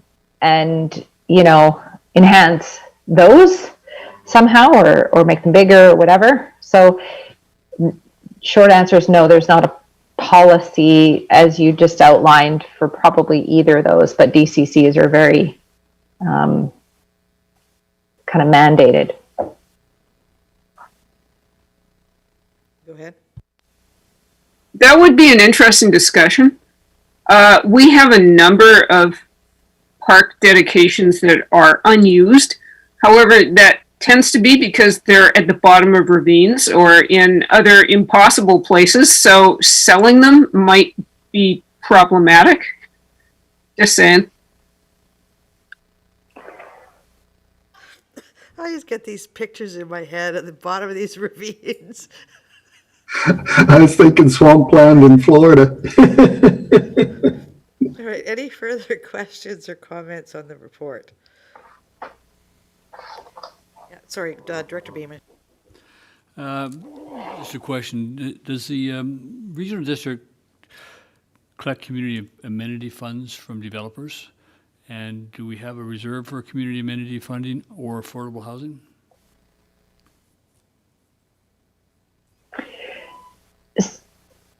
So we don't have any, there's no statutory ability for the regional district to require community amenity funds. So there's always best efforts to do that. So we have several examples where independent power companies, as an example, we have received community amenities. So most recently, I think the Narrows Inlet project towards the New Holland Half Moon Bay as an example. So we don't have a reserve for them. They somewhat sit in sort of an appropriated, or they come to reduce contribution. So there's nothing specific for affordable housing. And again, being a regional district, if we don't have an affordable housing service, so we wouldn't have a reserve because we actually don't have a service established for affordable housing. So again, these are some of those change in nuances between a municipality and a regional district. I think, though, Tina, from what you're saying is we as a municipality cannot require amenities either, amenity contributions. Yeah, it's the big debate with local governments is that there's nothing legislative. It's more of a courtesy. So it's working with developers on how you can do that, and it might manifest in so many different ways. Right, we have policies at the municipality, and again, it's not something that we can mandate. So I think what Director Beamish is looking at, is that something that as a regional district we might want to look at with developers? Just a comment question. Director Hiltz.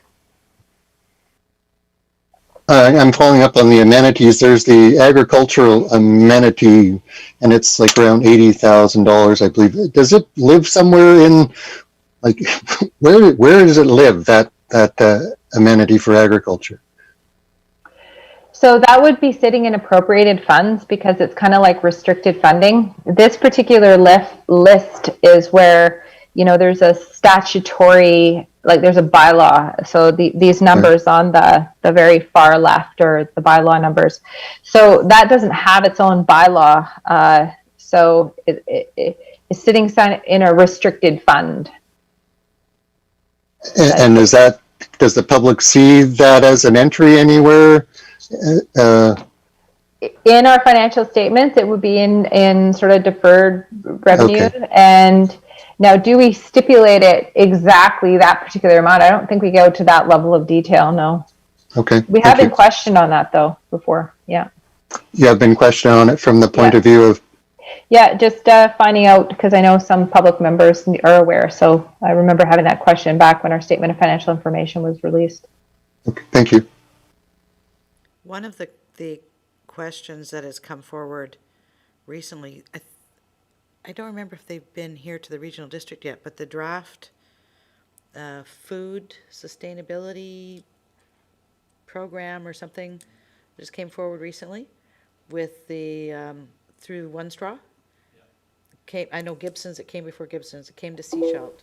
And one of the comments that was made around this draft food charter, that's what it was, a draft food charter, was that the agricultural area plan that was done previously needs to be updated. So that funding that's sitting there, that is allocated, is that allocated actually to update the agricultural area plan? Is that what it's designated for, or is there no designation? Ian? I believe the restriction is a little more general than just the plan. It's something like to benefit Sunshine Coast agriculture. So potentially it could be used to update the agricultural area plan. It's a number of years old now. Okay. Director McMahon? Yeah, at a future discussion of parks, I think it would be interesting to sit down and do a little brainstorming around these useless parks that have no road access and that are in impossible places, but they may have other value, say as wildlife corridors. But to actually identify these and think about them in how can we utilize these assets in some manner going forward. Well, we've been having this discussion. I've been looking at this revised replacement page for attachment A, the investments of the reserves. And the last column, the uncommitted balance, is quite interesting. If you look at some of the, like I'm probably a little more aware of some of these than Director Ties is, but some of them that are pretty easy to look at. If you look at Ports Capital, 486. Sure, the reserve said 656,956. We've allocated, we're committed 192,000. We have 495,851. We have a storm come forward and take out one of these ports, these docks. That's not near enough money to do anything with. So is this on one of your list, on your list before? Is ports on there, Tina, about as one of them that is potentially underfunded? Well, I agree with you. I think it's underfunded, but we don't really have a policy. We started, replacement cost estimated 9 million. So yeah, one storm could really wipe out a port. We kind of had base policy to say keep a minimum amount in reserves, but again, we've dipped below that before. So it's not on the list. I didn't explicitly put it in there. I mean, honestly, there's more rules versus exception. I have lots of concerns about financial sustainability, but there again, I'm very conservative. Where would we find, so we have a lot of expenses at the landfill coming up. Which of these reserves would we take it out of? Operating, capital, landfill, regional solid waste? They're all low. Which one are we going to take it out of? Right. So when you look at the solid waste, you'll see that I believe the regional, I'm just transferring. 653 is regional solid waste. That's operating. Yeah, and I believe we've depleted that because of the Seashell landfill remediation. Yeah, it's $52,000 remaining. And I think we might have committed all of that. So, yeah. Sorry, I'm just opening it up.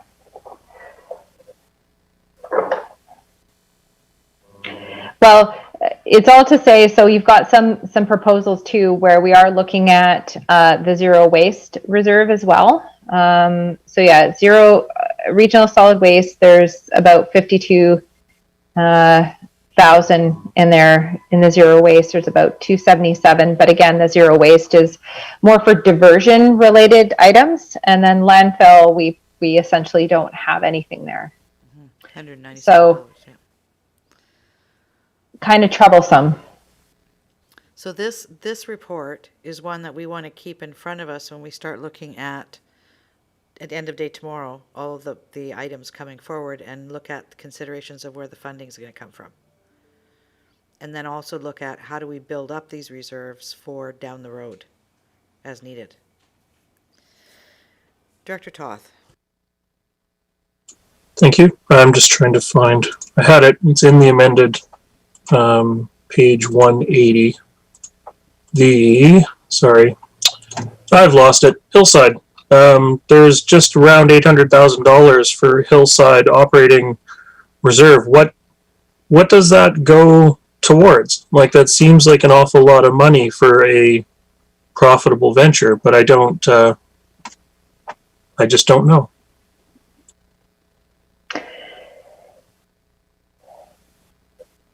Shall I answer, Chair? Go ahead. Well, if you'd been here a few years ago, you might not have been saying that was a lot of money. We're actually in a significant deficit. So we actually, over the last 5 or so years, we actually sold a few of the remaining saleable properties. So we ended up reducing the deficit and generating a surplus. So this was from the last sale. And so I believe there's a past work plan item regarding a Hillside business development. So what are the next steps as it relates to Hillside? So that would be some of those contemplations. And so there are maintenance costs too to maintain certain aspects of the area for the regional districts. So, that's, I think, what needs to be explored is what is next for that particular site. Director Lee. Yes, thank you. I noticed that Pender Harbor Health Clinic has $58,000 in a capital reserve. I was wondering why the health clinic would have a capital reserve. We don't own the building or anything, so it's kind of wondering what rainy day we're saving up for.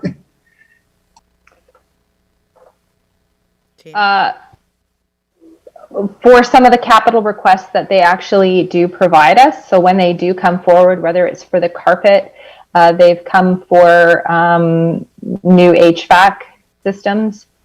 So because the original service was to build the facility, we do provide funding for different capital requests that come. Yes, thank you. That makes good sense. All right. Any further questions or comments on the reserve report? Nobody's jumping up and down. Let's move on to 2020 project carry forward requests, Annex E, pages 184 through 188.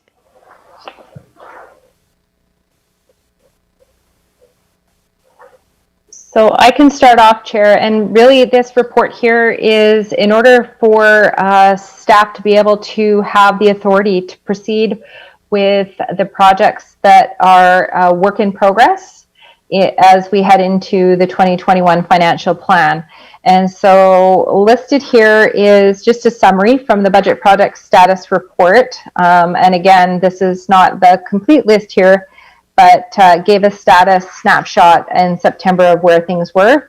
And attachment 187, 188 gives a complete list of the projects, as well as the year-to-date spent, what the approved 2020 budget value was, and the estimated carry forward. And so what would happen is at year end, we will review this list because it is expected that some of these projects would be completed, such as just got a notification that the auto extrication equipment for the Gibsons and area volunteer fire department will be complete. So that's an example. And so we'll update it and formalize it to put into the 2021-2025 financial plan. So Everyone's here to take any questions if there's any on the specific projects. Director Ties. Thank you. So I'll start with a big picture, and then I've got a number of questions on certain items. But I looked down the year-to-date actual column, and I see a lot of zeros. And that makes me, we're 3/4 of the way through the year, so probably some of these will have some numbers behind them by the year end, but I doubt that all of them will have been started. And so that makes me question, one, with COVID and all that, what is the capacity of staff to actually take on even more projects next year, and all those projects that weren't started this year technically wouldn't have been, or we could have not had them on the budget at all this year. And so I just want to ask, on a big picture scale, what are the projects that we're likely to be able to get to in the next year, and what can we actually, what is just not within staff's capacity to be able to handle? And I know this is a difficult question, and a lot of it depends on some of the staffing choices that we deferred this year. So there's a lot of factors that go into this, but just looking at the big picture, to me it sounds like there's a lot of projects that haven't even been started, and here we are trying to add another 116 on top of that. All right, who would like to tackle that one? We've got Remco and Tina both wanting to jump in. All I was going to say, Chair, it's just on page 185, the snapshot in the middle of the report from the Budget Project Status Report just gave a statistic of approximately 23 projects had not started. So there's just some statistics there at the end of September as to where things were at. So over to Remco. Thank you, Chair. The only thing I would like to add is that this column of year-to-date actual is what has been invoiced. There has been several projects that have been awarded, are being procured as we speak. For example, the Langdale pump station project at value of 175. Last month there was awarded, so the contract is actually, the contractor is currently mobilizing. So there are several of these projects that are underway, and that's why this is not the number indicated on page 185 is a better representation of the actual number of unstarted projects yet than only looking at the zeros in this column. Thank you.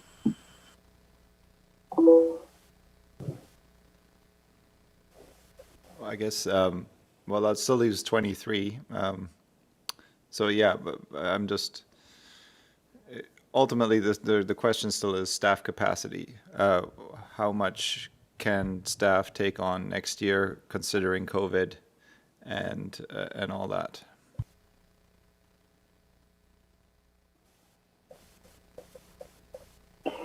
Tina? I think this is part of that last slide from earlier today. I think the question matches that. These are if the committee would like staff to go back and look at all of the carry forwards, all of the proposed initiatives. There are some comments that some GMs have put in some of those columns as far as options. So most certainly if that's the broader question, I think there would, staff would need to go back and, get a little more direction as to what were some things the board was willing to look at and what were things the board wasn't, what's on the table, what's off the table. Because some things here may not have a choice. So this question ties into the spreadsheets that we're looking at and starting basically tomorrow, right? that all of these projects are listed on there with comments back from staff, correct? Yes, there's going to be some comments from staff, and even when we were meeting as a senior leadership team to put this package together, we were trying to challenge ourselves to really look at both the carry forward list and the new potential initiatives list and ask ourselves, what do we have to do this year? What is there options to do, to not do this year, but we absolutely have to do it next year? What's on the list that, because of critical dependencies of other projects that are time sensitive, we can't not do those either? And what are some of our capacity issues or staffing issues around the delivery of those things in the best of times, let alone COVID? And so we've tried to put some notes in there for you. We've tried to put some thought into, what's absolutely essential and what the financial implications, of course, to the taxpayers and the electoral areas are of those absolutely essential projects, and to at least facilitate some conversation and get some direction, as Tina was saying, based on that last slide, so we can redo some modeling, because it's both finance and capacity that are going to be challenging, and all through that lens of, there's not actually a lot of filler projects in either the carry forwards or the proposed initiatives. Like, there's not a lot of blue sky dreaming projects that people thought might be really fun or cool to do. A lot of this is really related to the incredibly important initiatives and things that we absolutely have to do in water and solid waste and all these different things. There's not a lot of fluff in there, as many as there are. There's just not a lot of, we could easily pull that out, wouldn't really matter. Or that one, whatever, easy come, easy go. There's not a lot of, these are hard. All right, Jim Rosenbaum, you stand your hand up to speak. Director Lee. I just, rather than talk about the individual ones here, I have some notes on the individual carry forwards along the same lines as the discussion, but I think we're going to go through these one at a time tomorrow, aren't we? And that'll be the time to bring that up? Yes, okay. Definitely. Thank you. Director Hiltz? Yeah, I was just trying to, as Director Lee said, I was just trying to understand what is being asked of us today. And that's just what I wanted to clear up. Okay, I think we're probably going to wrap after E here, after this report, and come back with F tomorrow. So that gives us an opportunity to go back and look at the presentation Tina and Dean did for us beginning with that information, look at our reserves, and then come back and look at the spreadsheets so that we can actually have that line item by line item conversation tomorrow when we're all fresh and we've got this information reviewed. All right, Mr. Parker. Yeah, thank you, Chair. The only other thing I wanted to add is just to talk about our organizational structure. As I think everybody knows, we have talked about making changes. We have also embarked upon recruitment, filling positions, getting some more capacity, building that capacity, so that as we move into 2021, we have some additional, if you will, boots on the ground and people putting some effort in. There'll be an announcement coming out as well about another new add to the organization that we're pretty excited about. So we're hoping to continue building capacity and then realigning our structure to support the work that needs to be done. Thank you. Thank you. Director Lee? Did we need to make a motion, though, to continue the projects that we got on the go? Or, I think we need to do that now, don't we? Tina, do we need to do that now, or do we need to do that tomorrow once we actually get into the spreadsheets? Well, we could, so this is particularly summarizing them all. They're in different forms tomorrow. So however the committee wants to come back, my recommendation is that maybe after tomorrow, we come back to this report, but we do need to make the motion that's on page 184. But if the committee wanted us to say, look, we want you to go back and look at some projects and see if some of those can be deferred or funded differently, see, or what is the capacity, all those types of things we could go back as long, and revisit, just as long as we have some sort of authority to move on with some of these things that are already work in progress. Okay, so it sounds like we're not going to get into the detailed discussion today. So I've made a note that we need to come back to page 184, Annex E, and identify the projects that we've given staff permission to carry forward and continue to work on.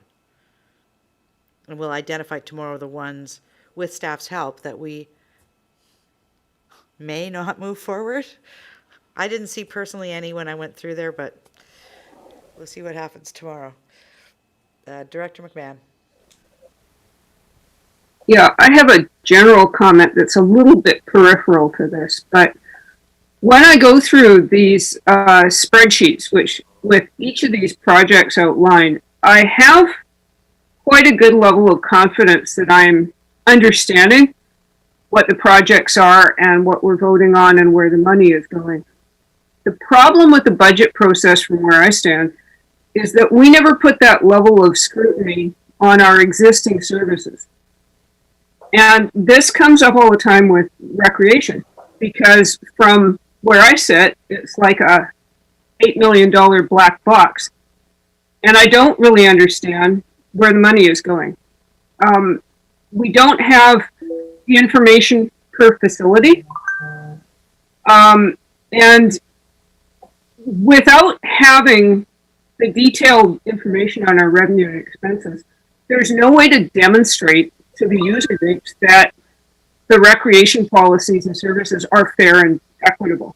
So I have a lot of concerns about how we handle that.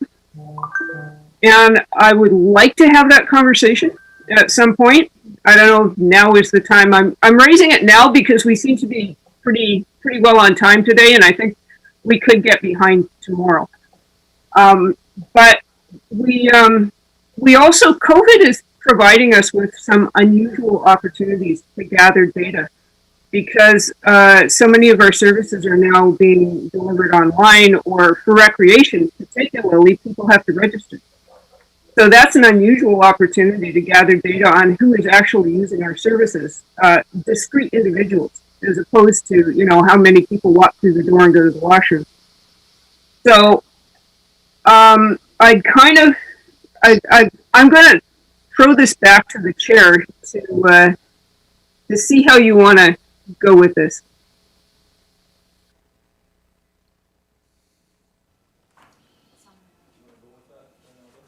Yes, question? Who's going to address that piece? And we've got I can provide a bit of a preliminary response, I suppose, and thank you for your observations, Director McMahon. They have it has been noted before, and staff have taken notice of those observations as well. And I think we are looking at sort of the COVID rec restart as an opportunity to look at how we can provide different levels of reporting out about rec services. And there was a conscious decision to roll all of those separate facilities into one regional service that was reported regionally, and Tina would probably be better at explaining the history of that, but a lot of it had to do with moving to the MyPass system. So now we're starting to look again at how do we report out on some metrics that are high value metrics per facility that help to address some of the concerns you're expressing. And I think as staff, we're already starting to look at some of those things. Ian and his team are starting to look at some of the possibilities of the data we can collect. I know that Tina's turning her mind to it as well. So it's something that we've captured. It's something that we're moving toward. We don't have specific direction per se to do a particular thing or provide particular reporting, but I think what we're hoping is we can come back to you with some ideas that we're already working on, see how that looks, and if you've got some specific direction you'd like to provide sort of based on that, we're happy to have the conversation. It's not something we've put together yet, but we're at least contemplating it and looking at it as a possibility for how we could provide this to you in the future. Go ahead. Yeah, I would be interested in the cost of operating the various facilities. I'm interested in how many of the programs we offer in our calendar actually take place, because I presume that there are minimum program registrations before a program will go forward. So if we offer 100 programs, how many of them are actually held?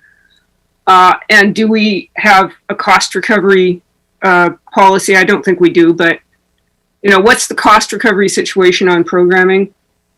Facility rentals, other than ice and swimming teams, but we have a whole bunch of rooms at the Gibson's Rec Center. And how much do they get rented? And generally an idea of how many staff work in our recreation department. Because people ask me these questions. They ask me how many people work in recreation. I'm like, I don't know.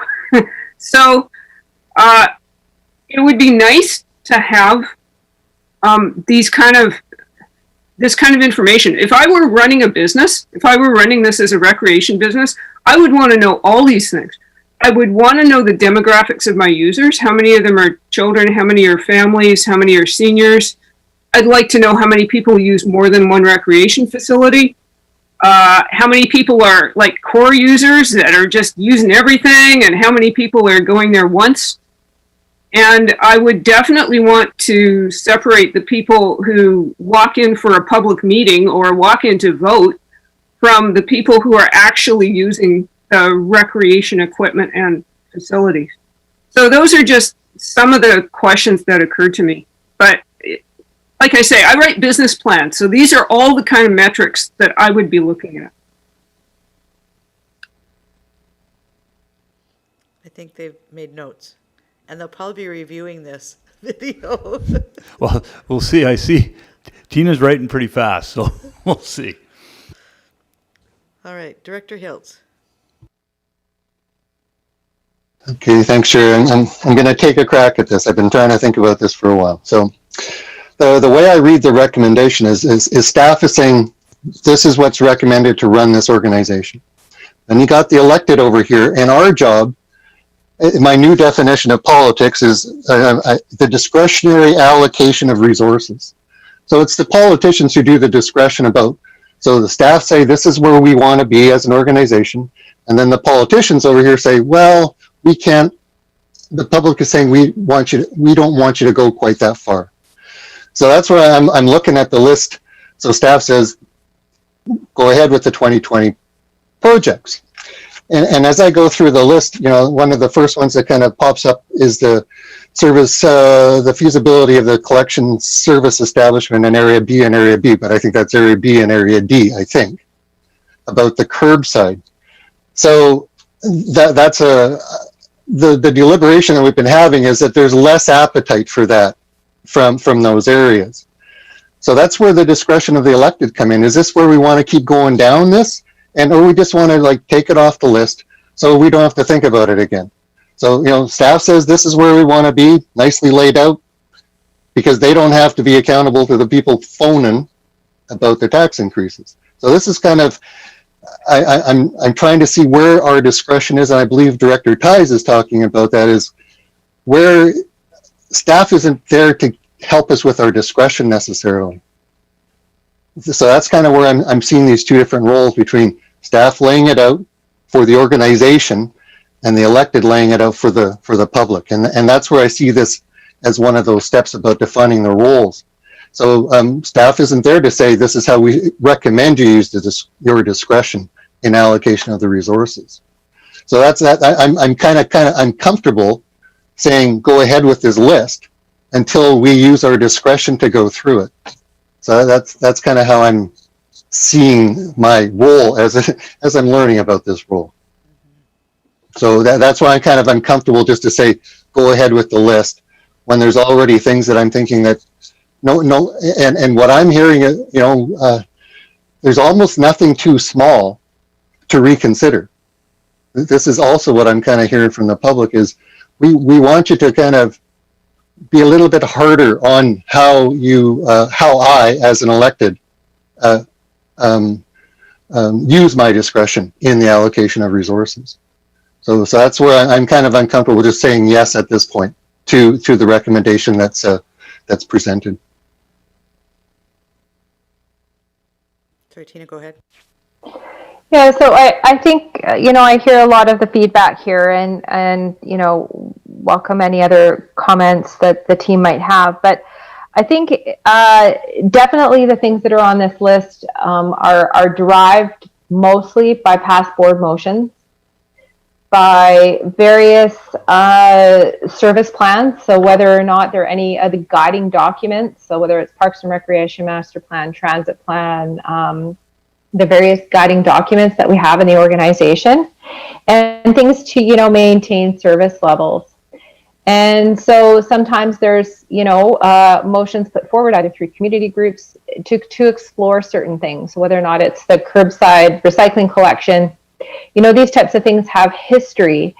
So from the board's direction, the board's mandate is to set policy direction. So that's back to your strategic plan and to your policy documents. And so, this is where, in order for us to achieve some of those policy documents or some of those things, that is, I think, what the manifestation of this 2-year cumulative work plan is. It's, the work of us determining what it takes for us to deliver the services sustainably, in alignment with those particular corporate plans along with the board's strategic plan. So I think what we're saying at the start of today was, if we want to change the timelines or the direction or the trajectory of some of those particular things, it might have an impact. Staff are more than willing to come back with some of those options, but there might be some impacts or implications associated with that. So whether it's staffing, financial, accomplishing things in a less timely manner, or there might be some service implications. There might be some service impacts. So I think those are the things that we're all kind of wrestling with is the staff are presenting to you what it'll take to achieve some of these things, both financially and from a resource, in the time that we've kind of been asked. So if we want to revisit it, this is the time. So I'm going to reiterate what Director Hilt said and bring in what Tina said. So Director Hilt said, it is our discretion. Yes, that's what we're elected to do. We're elected to make these decisions about the projects that are going forward. There's a huge list in front of us, both carry forwards and new projects. And the conversation that we're going to be getting into tomorrow is, which of these projects do we want to move forward in the time they're already determined, so the carry forwards, and the new projects, or do we want staff to go away and say, no, we want you to delay these a bit? And then staff's role in this is to look at what the implications of that are on the goals that we've set as a regional district board. One of the goals, for example, is looking at having our municipalities and our whole region not have to go past zone 2 or whatever 2, phase 2, level 2, whatever, in water, right? I know Remco's just cringing at what I'm saying. I got it. Anyway, so that takes us having to do some projects in a time frame.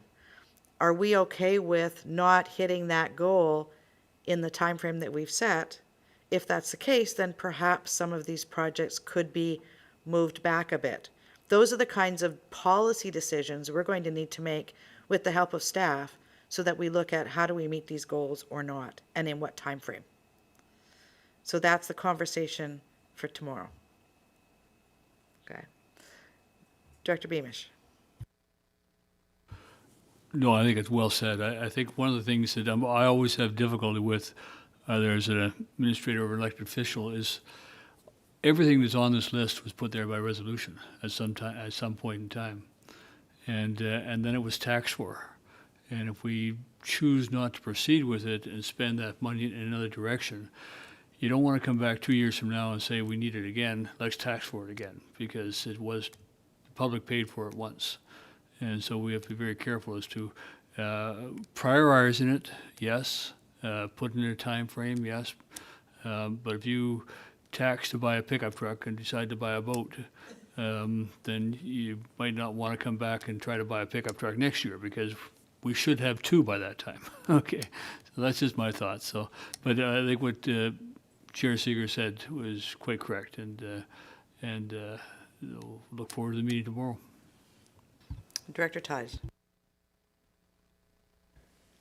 Yeah, and I guess coming full circle back to my initial thing about staff capacity, I think some of the projects that we're moving forward with, we're willing to say, oh yeah, I guess we can do that because it's coming out of reserves. Or yeah, we can do that because we've got other funding sources than direct taxation for it. And I just want to say, okay, well, let's have a look at staff capacity first and foremost before we look at funding sources, just to make sure that we're getting the stuff done that really needs to get done, and not adding on more just because we've got grants to blow, or we've got that sort of thing, you know. So I think that's sort of where I'm headed with my thoughts for tomorrow as we get into those discussions. Director McMahon? Yeah, the other consideration that may come up in a few of these projects is that we're in this insane building boom on the Sunshine Coast right now, which has inflated costs and made it difficult to get bids on things. And we know from building the pool and the rec center what happens when you build during a building boom. So if any of these projects would perhaps benefit by being deferred a year or two when the market's cooled down a bit, hard to say. I know it's anybody's guess, but it is a consideration. Director Pratt. So it's an interesting conversation, and when we look at capacity, it's not just staff capacity, it's the capacity within the community. And the community's made a number of demands regarding water. We also have other statutory demands around landfill. We have some mandatory items that we have to go and finish and look forward to. As Director Beamish said, everything that's here is by board motion. And it might not necessarily be our board, it might be a previous board, but it is all direction. And regardless of what was made in plans previous, this is our budget in our pandemic, in our community. And we have many things stressing what's going on. The inflationary costs of building materials, I don't see that coming down anytime soon, just based on our proximity to the Lower Mainland. Yet our relative distance, as soon as you put a ferry in there and put a body of water that everything needs to travel across, our costs are just going to be that much higher. It's, I'm glad we're going to be calling quits to the end of the to the day today here pretty quick, because there's a lot to consider. We have a number of things that have been weighing on us. This has not been an easy year for anyone here, and we saw this in the staff and the board rejigging a budget in just a matter of days after it had already been set due to a global pandemic.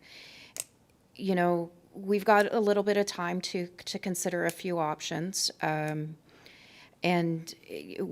it comes back to the capacity. What can we actually do? What do we have to do? And I'm looking forward to the more conversation, not just tomorrow, but as we move through the whole process. All right, any other comments or questions? I don't know how all of you are feeling at home in your offices, but I can tell that the energy up here is really being depleted. Yes, capacity's gone. Tina? Yeah, maybe it's just the weight of it all. But I also, just wanted to let the committee know that, between earlier comments today, just about, those large percentage numbers, staff are doing a little bit of work behind the scenes to try to help tomorrow's conversation about what some of the, very preliminary estimated average residential impact on those dollar side of things could be. So we have this stuff in our budget book, but we'll update it. But I mean, there's going to be lots of caveats to it because we don't have assessments, all that kind of stuff. This stuff's draft, but we'll try to get that for either putting in your sync folder tonight and having that available for tomorrow's conversation. Thank you. All right, seeing no other hands up, Sherry, what motion do we need to make to basically stop this meeting but not stop the meeting? Are we recessing? Thank you, Chair. It's a motion to, it's the fixed time to adjourn, so a motion to reconvene. Yes, please. So a motion to recess and reconvene at 9:30 tomorrow morning. Motion, is there a seconder for that recommendation? Seconded? All those in favor?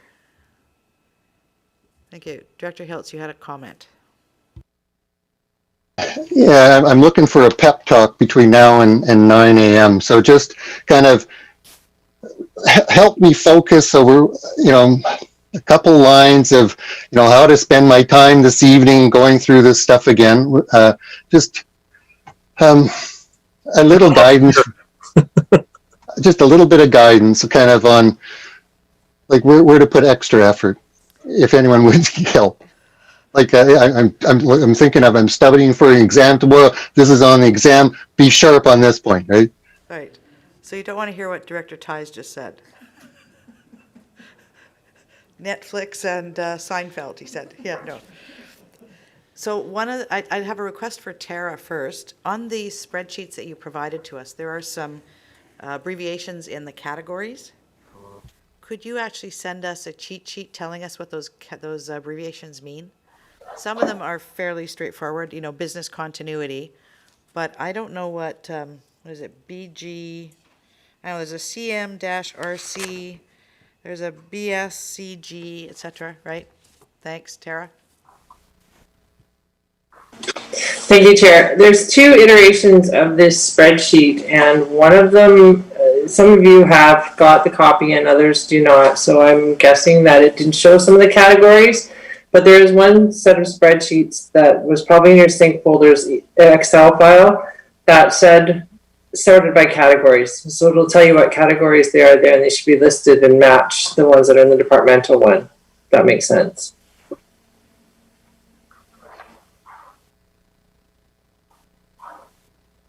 Is this the one that starts with all the carry forwards? Or do I have another one in here yet too? No, it's the one with the carry forwards. So it starts carry forwards and then it goes to categorized mandatory imminent asset failure, categorized mandatory regular compliance. Okay, categorized mandatory regular compliance. Okay, cool. All right. So that's what those codes are in the other sheet, the sorted by department. Okay, so the spreadsheet that's actually in our package, not in our agenda. In our agenda, we have it by department. In our sync folders, yes. The one that's in our agenda is by department. So I guess the question I'd have is which one do we want to follow tomorrow? Because we all want to be on the same one. We want to be on the same page. Yes. Tina. Yeah, so how the agenda is laid out is that each department, so we'll be going through department, not per service. So it's corporate admin services, planning, community development. So what's outlined in page, I think 2 and 3 and 4 of sort of the agenda. So that's why the attachment follows that guideline. But then we've given you the subsequent one that kind of sees what the rating, if you bundle all of the mandatory together. So we've given you a couple of different options, and then it ties back to some of those what if scenarios. Right, but what you're saying is we're going to follow the one that's actually in the agenda by Correct. department. Okay, so task tonight is to go through that spreadsheet, have your questions ready for staff about the priorities, the staffing, the implications of adding, deleting, delaying any of these items, so that by end of day tomorrow, we can actually come back to item E and make a recommendation about which projects we want them to continue moving forward, and then which projects we want them to come to round one fully fleshed out for us to consider, and which ones we don't want them to actually even do. That's the work tonight to come back for tomorrow. Does that help, Dr. Hiltz? All right, any other questions? Yeah, Dr. Hiltz, yeah. All right, I think we're done. Thank you, everyone, and we'll see you tomorrow.